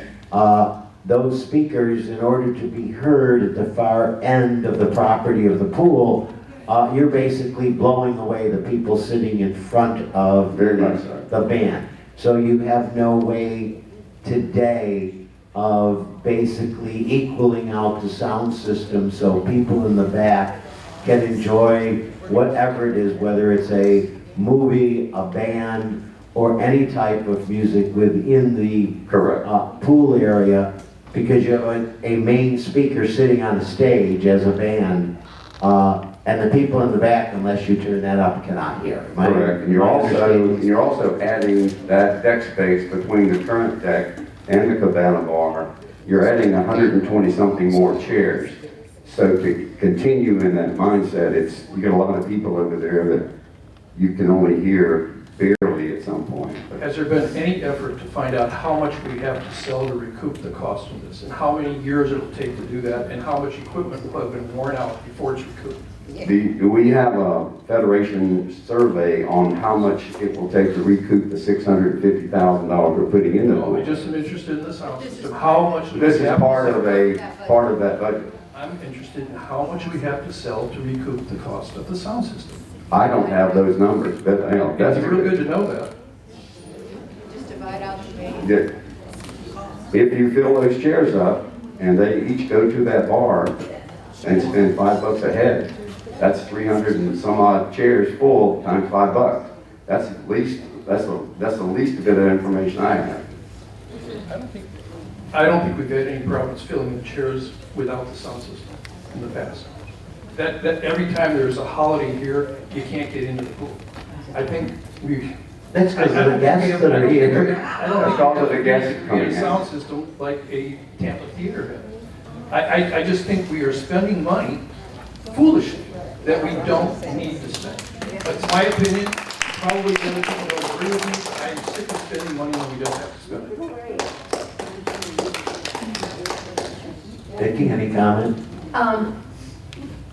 I think the investment in the sound component of the entertainment area, I mean, if you have, and I think that's what the South Club Pool venue has become is an entertainment venue.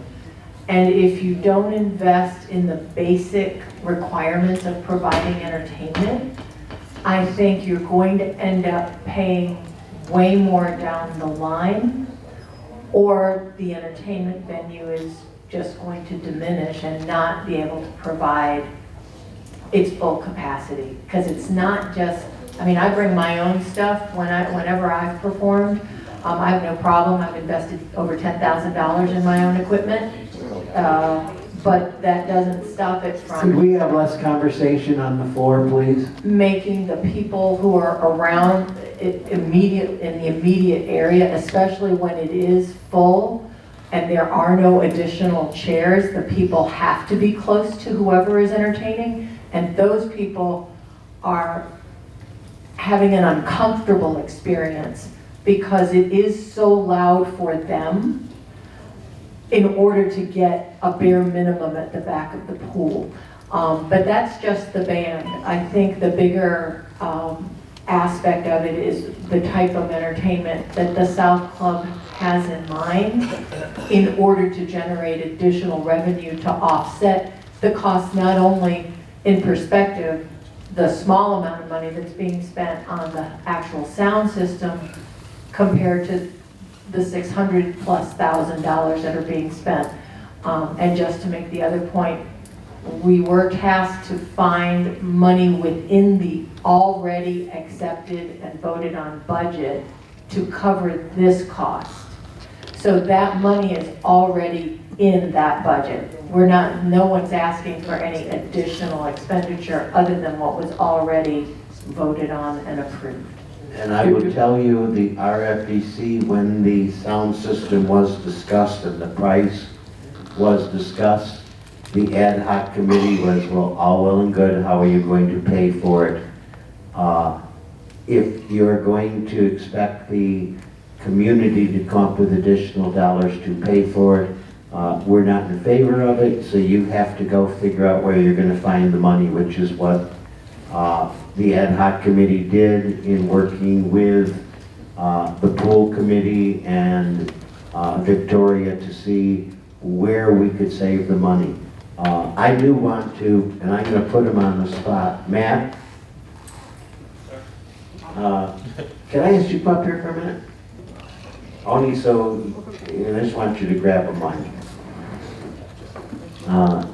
You all know that Matt has, and Scott included, have looked at ways of increasing revenue in this community, such as additional entertainment at the South Club Pool, outdoor movies, things such as that, and turning the South Club Pool into more of an entertainment function than just a swimming pool. Matt, I'm going to ask you, if we don't put in a reasonable sound system, and you can spend hundreds of thousands of dollars on a sound system if you want to, but to put in something reasonable in a sound system, would it inhibit you from some of your future plans for the use of the sound pool from an entertainment venue type service because you don't have a necessary sound system to be able to do it? I can give a for example. We are going to be trying something actually I think it's next month. I don't know if Scott's in here, but we pretty much got it on the books. We had a vendor actually pay for a massive inflatable projector screen and projector to be, we're going to show a Bee Gees, we're going to stream a Bee Gees concert. We had a sold out show here. It's not going to be a charge for admission to see that. That's going to be done in the evening when the pool usage is very minimal, and the goal would then be to drive traffic flow to increase food and beverage plus the end user experience at no charge to the residents unless you're consuming something. So those type of events, it would be optimal for us to have something that folks could listen around the pool deck.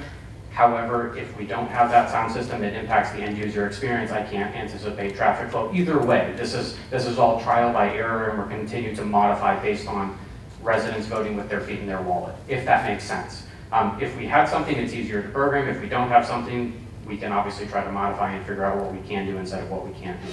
I don't know if I we answered didn't your approve question. the sound system at the pool, you could still provide all the entertainment and services you It plan wouldn't on. end up probably being as successful as we would want. And I'll use the speakers up front. If you're watching, I'll use the BG's concept. If you have 2 speakers up front and you're blasting it out that way as opposed to a surround sound experience, you're changing the end user experience, which may change your participation, which may change your revenue flow. And this money is not coming in a way that your residents are going to be charged additional. This is coming out of something that's already been approved by the Federation, and we've actually reduced the total from this research down approximately 25 to 30,000. So this is within the funding that was approved by the Federation. I can't speak to all of the arguments that are being made here, but I live in Maplewood, and I got a feeling that people in Oakley Green and Richmond and the rest of their areas can hear the concerts that occur at the pool very well from their homes. Because I do, every time there's a concert there. It's really not an issue. I don't know anybody that goes to a concert in a theater that doesn't choose where they want to sit. And some people want to sit next to the speakers. Some people want to sit in the back. And every theater is set up that way that I'm aware of. I don't know any theater in the United States that has a surround sound system. I'm sure there are some, like Ruth Eckerd Hall, Strata Center. They don't have surround systems. They have speakers in the front of the concert. Okay, is there any other comments from the board? Any comments from the floor? Then I will call the question.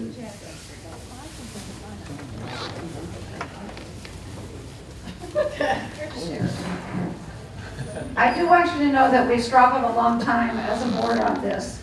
The process of approving the VESTA budget, which is what this is part of the trust budget, was a 9-hour ordeal. But they're not talking, this has nothing to do with our 9-hour ordeal. Anyhow, there was a lot of discussions on this, whether this should move forward or not. I just think that we need to look to the future, and we need to keep in step with the future. So I think you need to consider that as well. I would clap, and I'm holding a piece of paper. Thank you. So I will call the question. Vicki? Yes. Ray? Excuse me, Randy? Yes. Ray? No. Sue? Sue? Jim? Yes. Shirley? Yes. Tom? Yes. And I vote yes. The motion is passed for the sound system. Thank you very much. $52,000. The third item on the agenda, which is probably one of the largest items on the agenda, is the approval of the 23-24 land trust budget. Ginger, who is going to speak to it?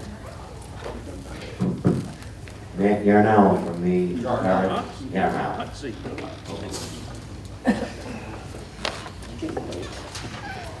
Still haven't got that foot out of that boot, have you? Never will. The creation of the trust budget began in July of this year as the prior year's audit was winding down. In a full year post-COVID, the management team reported numerous challenges in determining what the trust operations will look like. Can't hear you. Hello, is this on? Yes. Oh, okay. Okay. Too far away. In a full year post-COVID, the management team reported numerous challenges in determining what the trust operations will look like for the future 2023-24 operating year. The RFPC members and the Federation Board all joined with VESTA management team in an 8-hour intensive review of the trust budget. The team had to make some assumptions in creating the plan. Regarding expenses, typically our operating expenses are determined by historical performance and adjusted for known variables. We evaluated the prior 12-month run rate as comparison data, which still contains some post-COVID impacted areas, and we had to create a forecast which included determining a return to normal usage. Regarding the economy, current and future, and the impact on specific operational concerns, number one, the state of Florida will increase the minimum wage to $11 an hour on October 1, which has already happened in 2022, and this will happen again next October 1, where it will increase to $12 an hour. Inflation continues to impact industry-wide expenses. Most notably, the increases have been in food and beverage, fuel, maintenance supplies, cleaning supplies, and all the outsourced services such as pest control, landscaping, pool chemicals, etc. Insurance costs increased again, with Florida's providers passing on their losses to clients in higher premiums. The 2024 forecasted increase in insurance will be approximately 25%. Now, this was done before Hurricane Ian, so just so you know that it's not going to be that, it's going to be higher. Regarding revenues, revenues collected in the trust help to offset the monthly unit owner assessment. These are not to be confused with profit-making ventures, but a practice in which the direct consumer pays an incremental cost of the service so that the community doesn't subsidize all activities. We have been asked to increase these offsets by increasing the revenue generation above the normal range and create lines of revenue generation in hopes of offsetting incremental costs even further. The substantial increase in usage forecasted with the opening of the highly anticipated South Club full expansion and tiki bar concept in the first quarter, as well as the new La Perque food concept. With this as a basis, we budgeted a healthy and aggressive $2.24 million revenue for food and beverage sales, plus $489,000 increase in event revenue, which is a 28% combined increase. Increased revenue generation is also planned for the spa and salon revenue. Finally, adequate recreational improvements are budgeted per the reserve study, as we have a fiduciary duty to protect our assets as reinforced by the loan agreement covenants. The scheduled trust property replacement is budgeted at $1,090,141. In summary, the RFPC, the Federation Board, and Vesta Management together decided on a strategy to keep a reasonable and manageable assessment in the upcoming year, in addition to replacement schedule as required by the reserve study. Bottom line, in our trust budget, the recreation area will have a $3.73 per unit per month increase. Security will show a $1.75 per unit per month increase, and transportation will increase slightly at 26 cents per unit per month. The property replacement expenditures will equal a replacement reserve assessment of $1,090,141. The total net for the trust budget is an increase of $5.74 per unit per month, or a 3.7% increase. The Recreational Facilities Executive Committee has reviewed the 2023-2024 trust budget for recreation, security, and transportation, and feel the $5.74 per unit per month increase is warranted and reasonable and sound, and recommend a motion for approval to send the proposed 2023-24 trust budget as presented to the Federation Board for consideration. I move that we accept the recommended budget with an increase of $5.74, or from $156.42 per unit, which is a two-bedroom unit, to $162.16 per unit per month.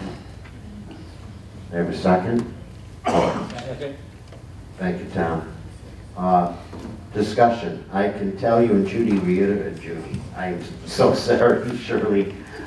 Shirley touched on it earlier. I know the RFEC and the board met for 8 hours going over this entire budget.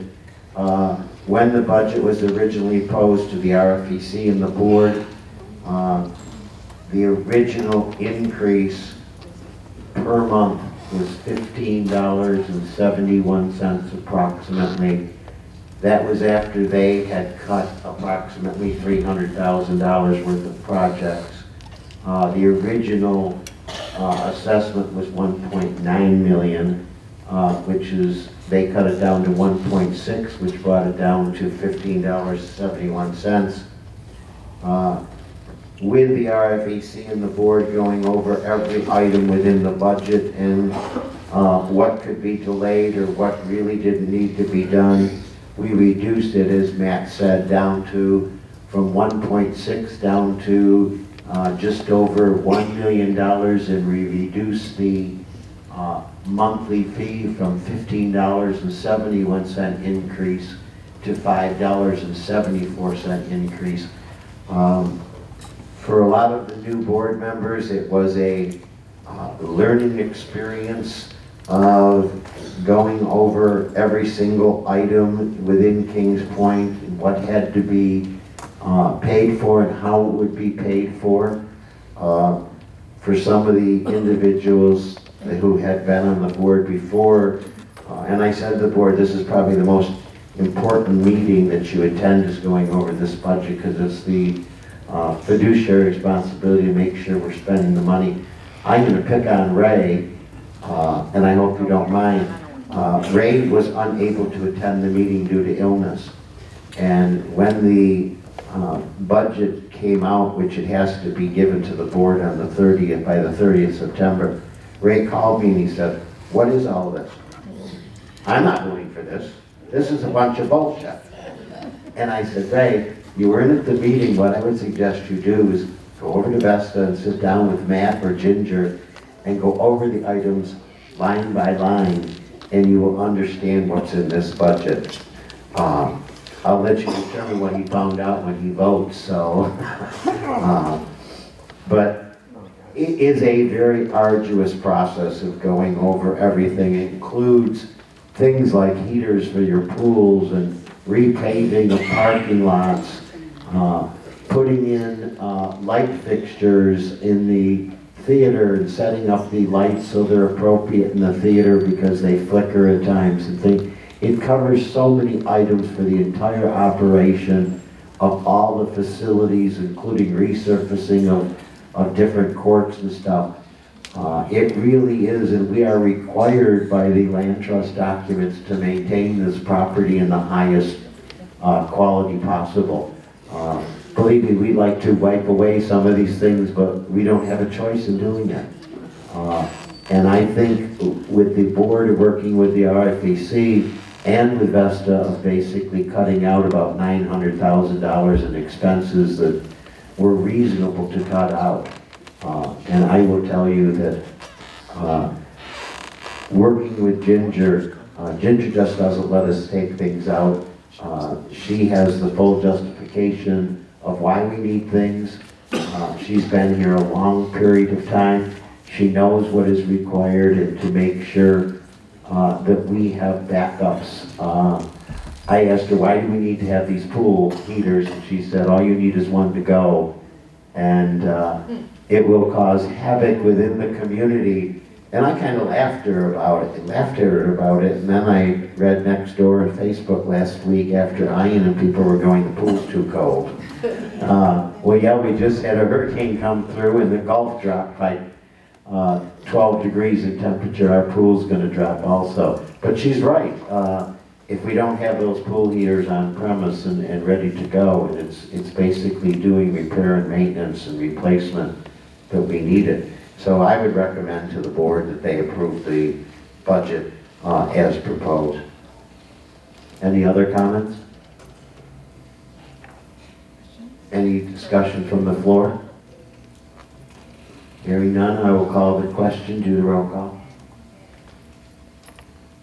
Yes. Are we doing it in order or the same? Yeah, it's going to be Vicki, Yes. No changes. Yeah, don't Randy? change it now, I'm on a roll. Ray. Yes. You understood he found out the answer he was looking for. Jim? Sue. Oh, Sue. Yes. Yes. Yes. Yes. And I vote yes. So the land trust budget for 23-24 is approved. I would ask Ginger that you forward a copy of the budget along with the projects included in the budget to First Service so they can include it within the budget packages. It's like this agenda's never going to end. Our pest control contract expires March 31st of next year. And First Service has worked with the bug guys to extend the contract for another 3 years. I believe the initial increase for year 1 is just under $6,000, is that correct? That is correct. And then it's a 3% increase in year 2 and a 3% increase in year 3. Yes, sir. Is that correct? Yes, sir. So basically, in year 1, the annual rate would be $79,500. The rate in year 2 would be $81,885. And the year 3, it would be $84,342. All other terms and conditions of the existing contract would remain the same, including the supplemental pricing, if I am correct. That is correct. The only thing this contract amendment does is extend the contract from March 31st or April 1st of 2023 through March 31st of 2026. And I have a second. And I move that we accept this contract and forward it to membership for approval. You second it? Second it. You second it? I'm so ready, yes. Any discussion? Any discussion from the floor? Not hearing any, I'll call the question. Vicki? Wait a minute. Jack, we have something. Jack is the second, please. I didn't see you, Mary, I'm sorry.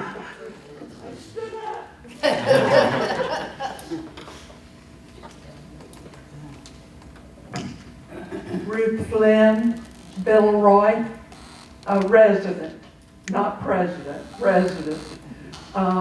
My only question is, probably to Steve, is what's the percentage increase the first year? Yes, ma'am, it is. I got the others. Right.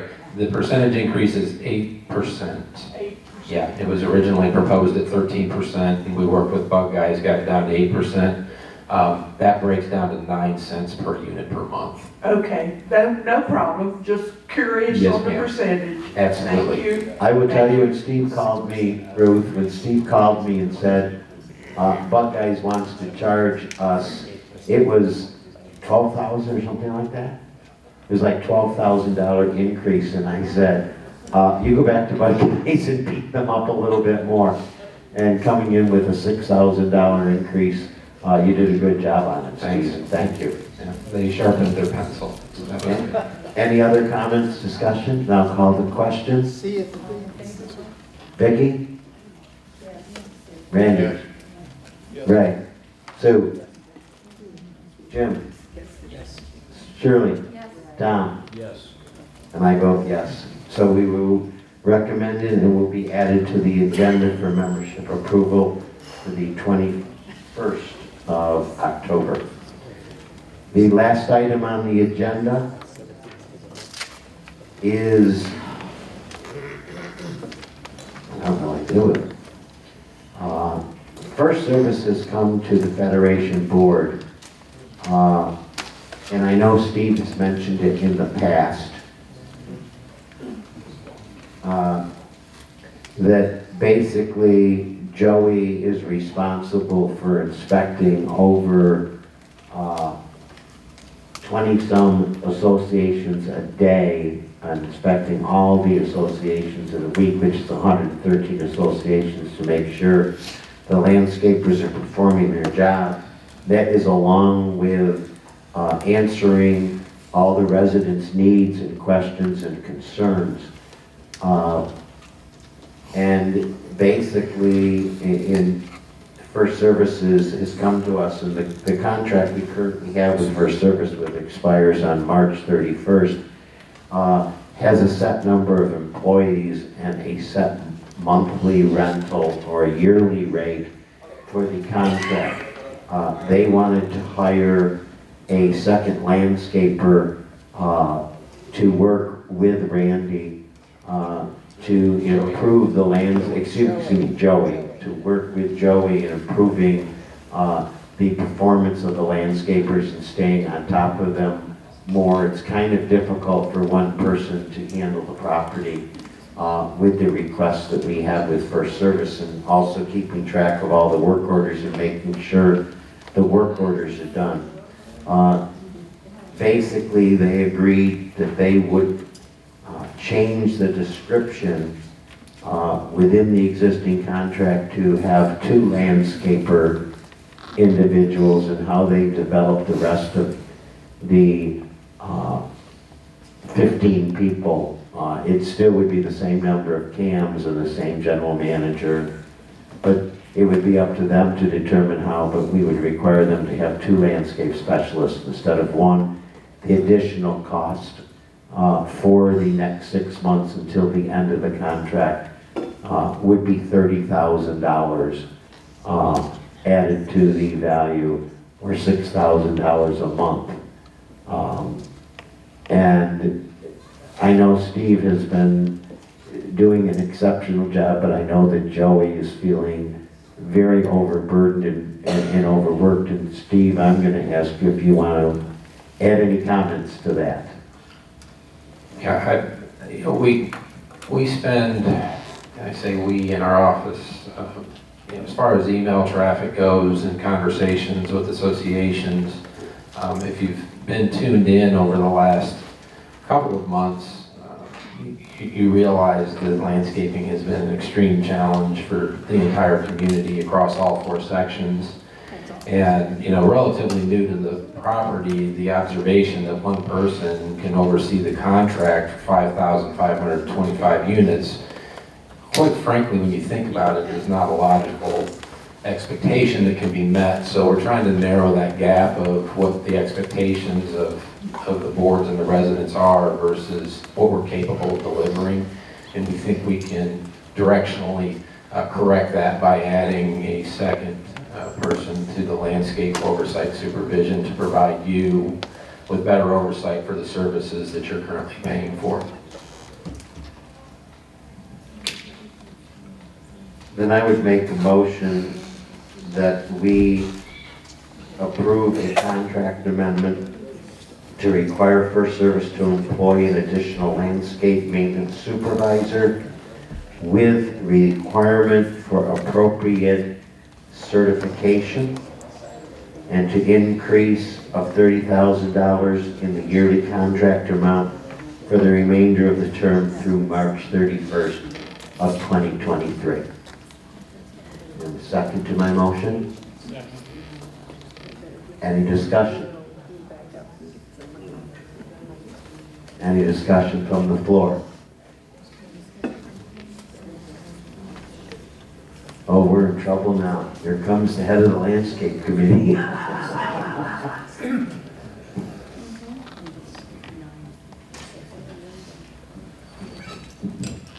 Dave McGraw, Manchester 2 resident, and also chair of the landscape committee. I just want to let you know that I strongly support the move to a second person working on the landscape. I know how overburdened one person has been for the 4 years that we've been looking at this. So I just wanted to again support you in your request and look to the board to approve this. Thank you. Thank you, Dave. Having your support and recommendation is very valuable to the board in making a decision, and I appreciate you. And by the way, Dave, I appreciate all that you do as a volunteer running that landscape committee. You've done a superb job. Any other discussion? Question. Can you address where the $30,000 is going to come from? Most likely the $30,000 will come from if we obtain a reasonable amendment from First Service by next Tuesday, so we can send it out to the amendment that has the appropriate language that we want. It would most likely be that we would terminate the contract with OLM going forward, effective in November. Currently, we pay OLM $6,000 a month for spending approximately 2.5 days inspecting the property. That's why any requirement for any additional landscaper must have the certification, but it would be terminating our contract with OLM in using the 2 landscape specialists to do the inspections on a monthly basis. They do 3 weeks now. The 4th week, basically, all of them comes in and spends 2.5 days inspecting the property. So if I understand correctly, what is do the quick math for me, 6,000 a month is what, 72?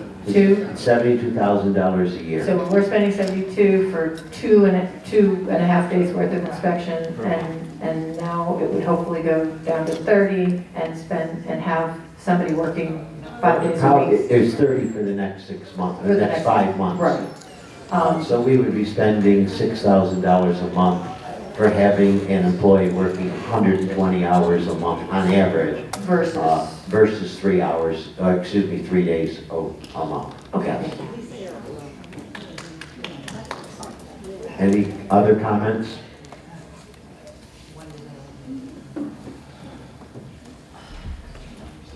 Rodney Walker, Oakley Group President. I applaud you guys. It's a fantastic move. I think it's long coming, and it'll be a great supplement to Joey and what First Services does today. Thank you. It was a long, arduous conversation, and as I added pending a contract, Steve and I were on the phone last night arguing over some of minor things in the contract, and I said, if you want this done, we want the contract. It's basically to help Joey is really what it is, but it's more to improve the community and the landscaping work that's done in the community.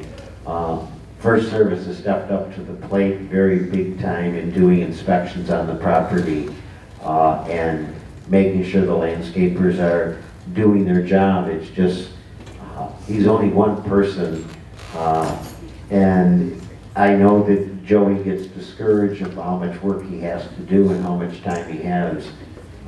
It's not cheap to hire landscape specialists with certifications, and this came out of a collaboration with Steve and Keith Wilking, and you guys brought it to the board. And we had numerous conversations. This isn't a quick decision that was made. It was basically over months that we finally said, okay, let's pull the plug and go ahead and do it.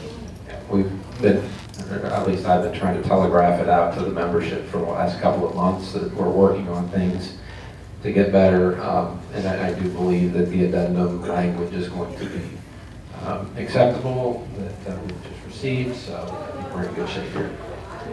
If we don't get the language that's acceptable, it will not be on the agenda, but if the board wants to recommend it to send to the membership, it will be sent based upon an acceptable contract amendment for First Service for the next 5 months. So, hearing no other comment, I will call the question. Vicki? Yes. Randy? Yes. Ray? Sue? Yes. Jim? Shirley? Keep up. Then I vote yes. I vote yes. So we will move that. That, thank God, covers our agenda.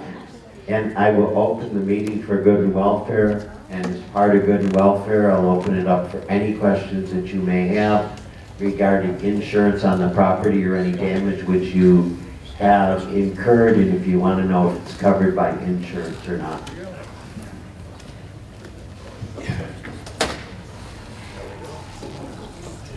And Ginger, if you want to leave, you can go ahead and leave, because I know you have other things to do.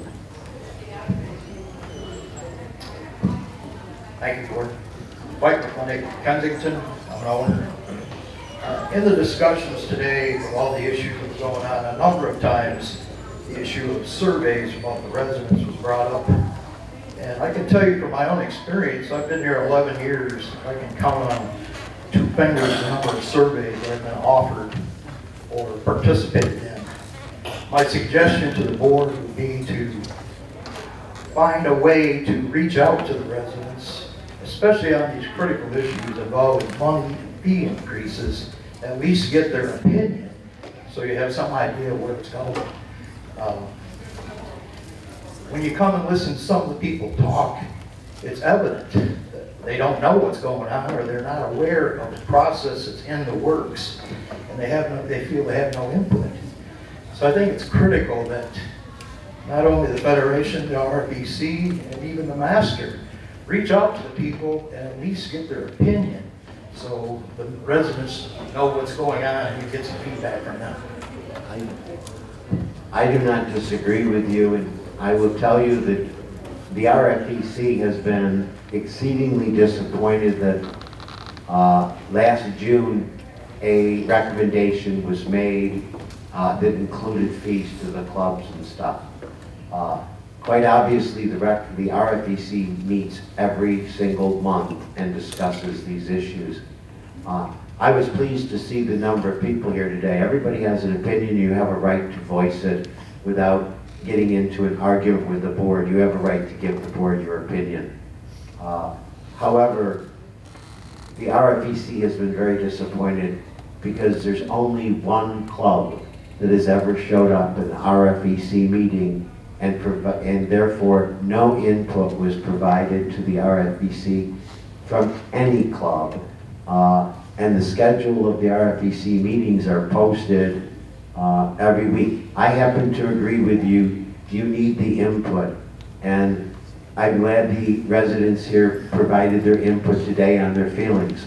But I would like to see people attend more meetings because you become more educated as you do.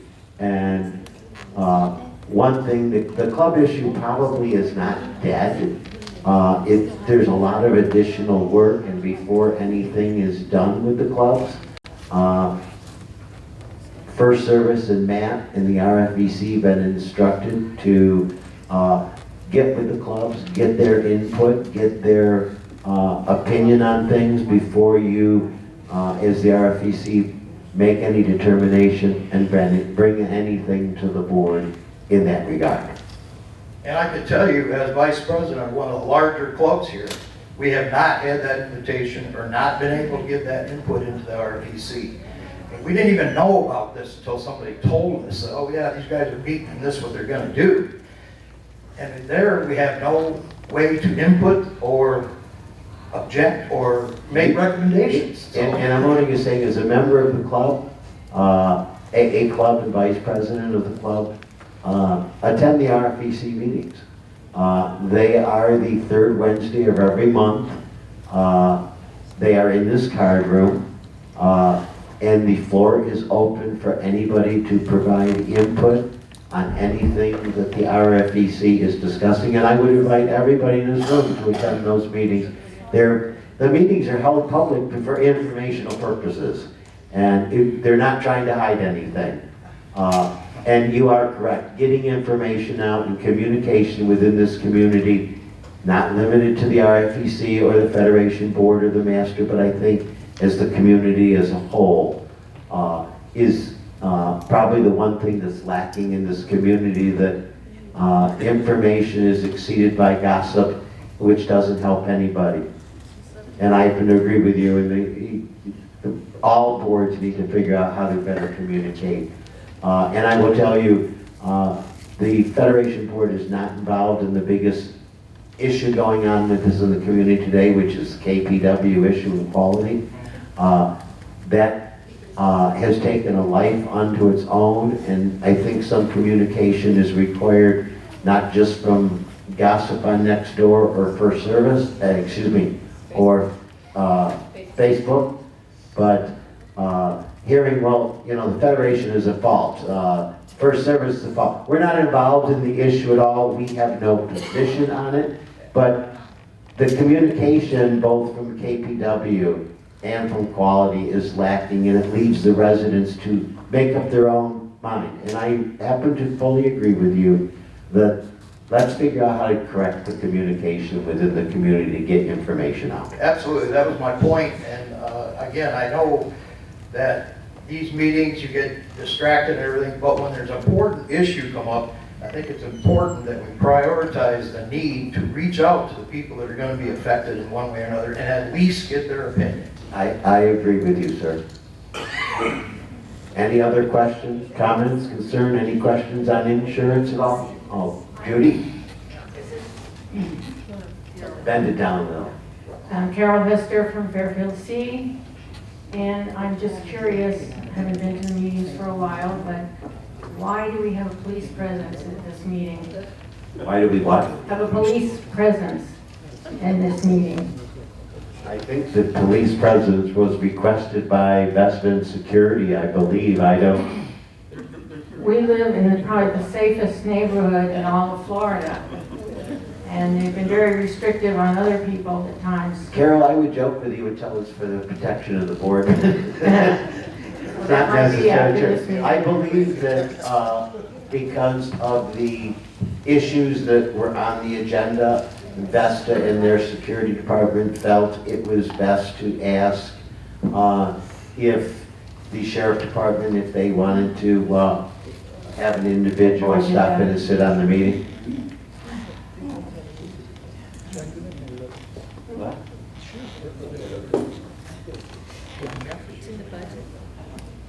Do we pay for that presence? Judy Newsom, Fairfield A.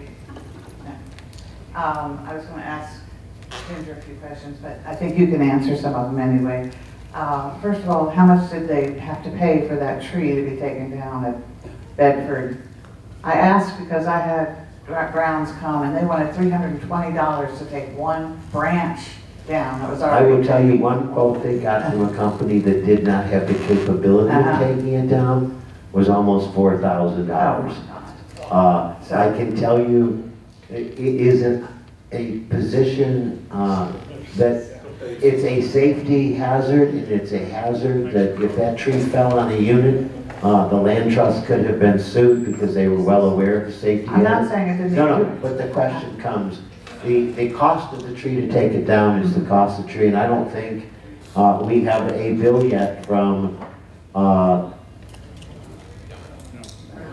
Browns, but I can tell you that the cost of that tree, the land trust, unlike us, from my understanding, has cleanup included in their insurance. So that will be included within the cleanup of their, Insurance guy says no. Well, he doesn't provide them their policy, so. Okay, I would suggest maybe when they wanted to increase revenue, is increase the number of shows that are sold out that go on in the Veterans Theater. That seems to be a pretty easy way to make a lot of money and very popular item. If they sell. Well, apparently they have. They're sold out 5 already. They are adding, and you didn't see the notice from Ginger, but I think they're already planning, and Denny, you may know this, and Scott's gone, you're already planning on doing pop-up shows, correct? Or adding some additional pop-up shows to the schedule? Yes, we were planning for another pop-up series. What? We're planning for another pop-up series. So they're going to do a pop-up series to add shows in there. Get some more revenue. The other thing is I had sent an email to Christine Butler up at First Service. And You sent it to Steve. No, I mean. I know, Steve's the new Christine Butler. So I found out. I didn't know she was gone, but I realized when somebody said, no wonder I didn't get an answer for 5 weeks from her. But is her position still open, or your? Her position is still open, and it's a part of the reorganization that First Service may be undertaking, but that is a First Service issue of how they are undertaking it. They are well aware that that position has to be filled in about another 35 days, or they have to pay to reimburse us for that position. That's in their contract. They are well aware of that. Okay, just so we get our money if we can. And I was wondering, you know, there was, it's always required by the trust that we maintain this and we can do that. But exactly who decides on these things that something? Who what? Who decides that something needs to be replaced? It is done by a company by the name of Drew Isaac, who does come in and do the appraisal, determine the life of any particular item, i.e. carpeting, tiling, and what that cost would be and when it has to be done. The same as your association does for painting and roof.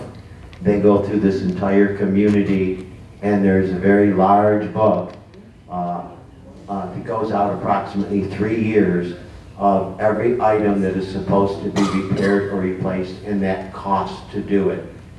This year, the board went to Vesta as the property management company, Land Trust, and asked them to get a hold of Drew Isaac and come and go through their book and give us updated pricing, because inflation has caused the pricing they did in 2020, 2021 to have increased, and we wanted to make sure we had the most current pricing for any work that we wanted to do. And that is what they did. So it's done by Drew Isaac. It is required to be done every couple of years by the Land Trust. And they go through the entire community. That is what they do, is do appraisals of this type. Okay, I know in our association, you know, we could postpone painting a year. We did that. I got news for you. Part of the budget was to paint the North Club, which was removed for this year. It will have to be painted eventually. Yes. But part of the North Club, the North Club was supposed to be painted in 23, 24, and we basically removed that from the budget. You know what color they're painting? And Are we going all gray here now? I will tell you that is hundreds of thousands of dollars I know. of painting and stuff, which was delayed out of the budget. Yeah, good, okay. Because we need to make some changes in order to avoid the insurance costs. You're pushing on your time. Oh. But what do you need? Well, I'm just saying, you know, everyone has to look at choices in their own lives.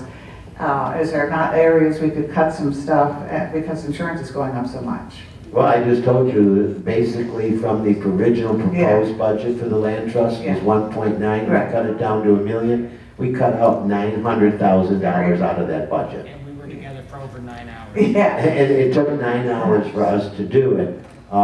They originally came in with a $15.71 increase to the residents. We reduced it down to $5.74, so we reduced it down by 2/3, and we took another $600,000 out of that budget. So yes, the board is aware of the additional cost within the community, and we are doing everything that we possibly can to keep costs down. I can tell you the Federation budget's going to have to increase because we have reserves for cleanup.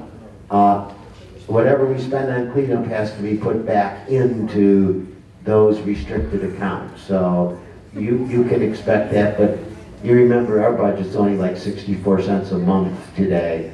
It may go up a couple dollars, but that is probably going to be expected to recover the cost that the Federation has.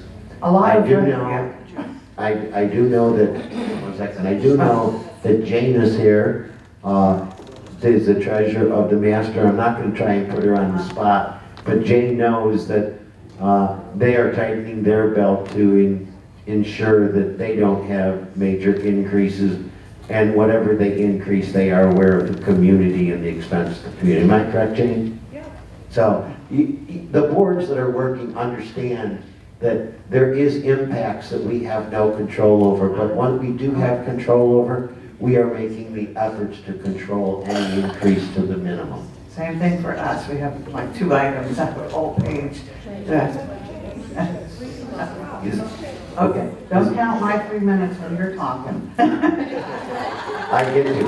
Is there any insurance questions? Because if there's not, I'm going to let them go. Matt Garmel Oakley, I just want to let you know there's a palm tree behind the South Club that's leaning really a lot. And we're worried, you know, people that go to the South Club are worried that that might fall over and cause a problem. So just so you know, they said you can see the roots on the one side. Would you make sure that Matt's aware of that? Okay.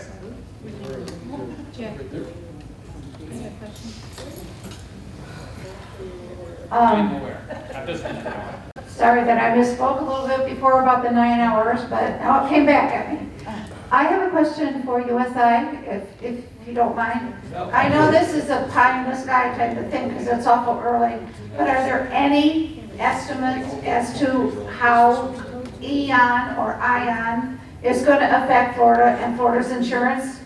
Yes, so prior to Ian making landfall in Florida, the insurance marketplace was an absolute mess. Post Hurricane Ian making landfall in Fort Myers, Pine Island, the insurance marketplace is even worse than it was prior to that. So we're gonna have to revisit the numbers. There also is a demand surge, which causes things to go up as well. So there's a lot of variables that's gonna impact our renewal process next year because of Hurricane Ian. So it's only been a few days, no estimates on it. Estimates? They estimate like $47 billion.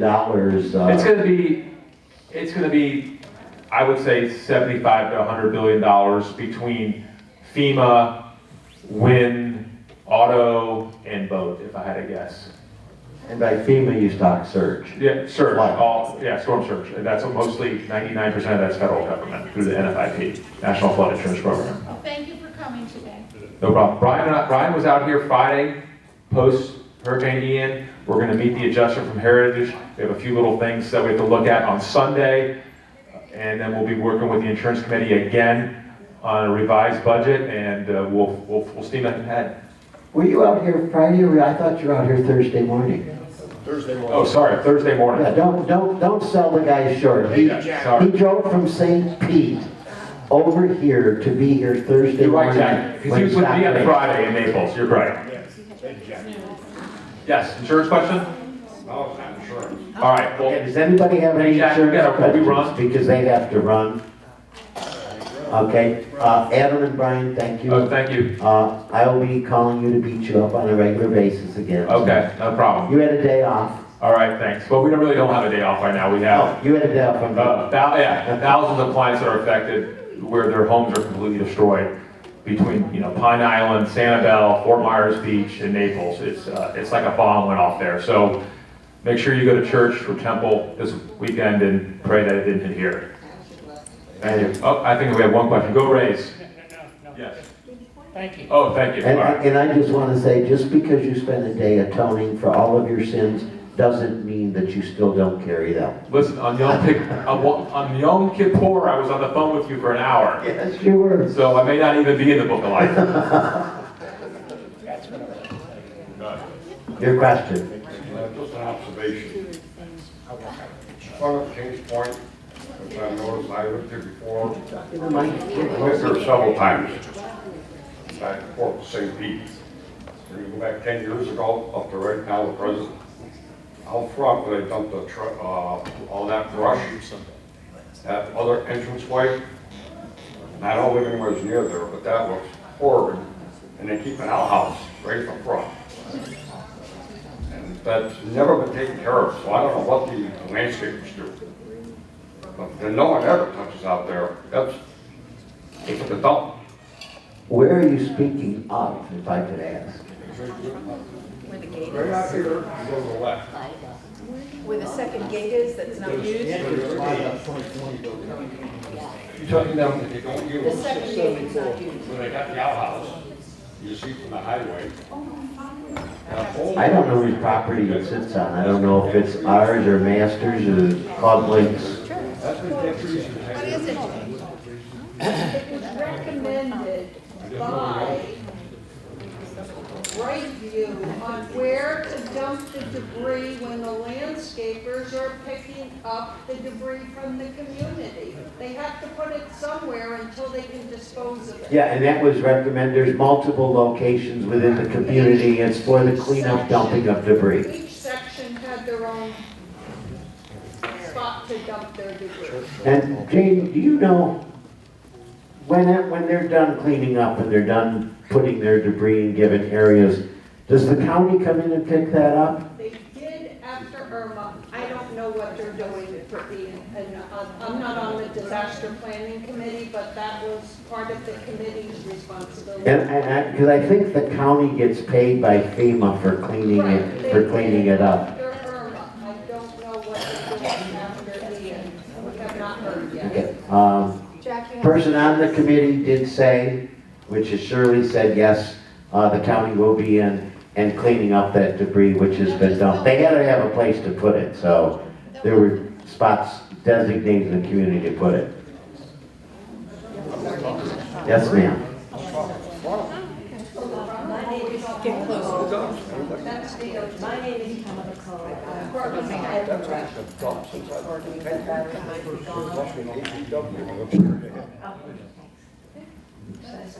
Yes, please. My name is Pamela Cole. I'm from Edinburgh Association.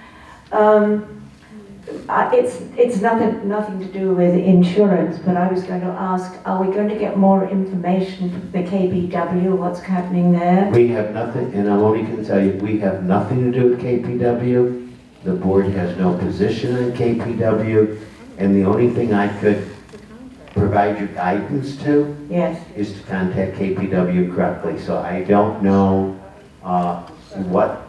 I know what the issue is with KPW, but we have no oversight, no input, anything on KPW. They're a separate corporation that operates within the community. They have nothing to do with the master, the federation, COA, First Service, any of the organizations. So we really can't answer any questions on what's going on with KPW. Okay, but I thought they had an office here that they... They have an office that sits on Club Link property, yes. Okay, but that's nothing to do with you. It has nothing to do with us. So you have, why did it happen? Why didn't they want to? I can't answer the question. They were formed a long time before the Federation was ever formed, a long time before the master was ever turned over to the residents of Kings Point. I don't believe there's any governing body within Kings Point can answer that question for you. You'd have to direct it to KPW. Ma'am, I believe KPW is having a meeting of their board next week, Tuesday at 3 o'clock in their board meeting, which is the old... really? I believe that's where it is, yes. Okay, thank you very much. Any other questions, comments, concerns? Motion to adjourn?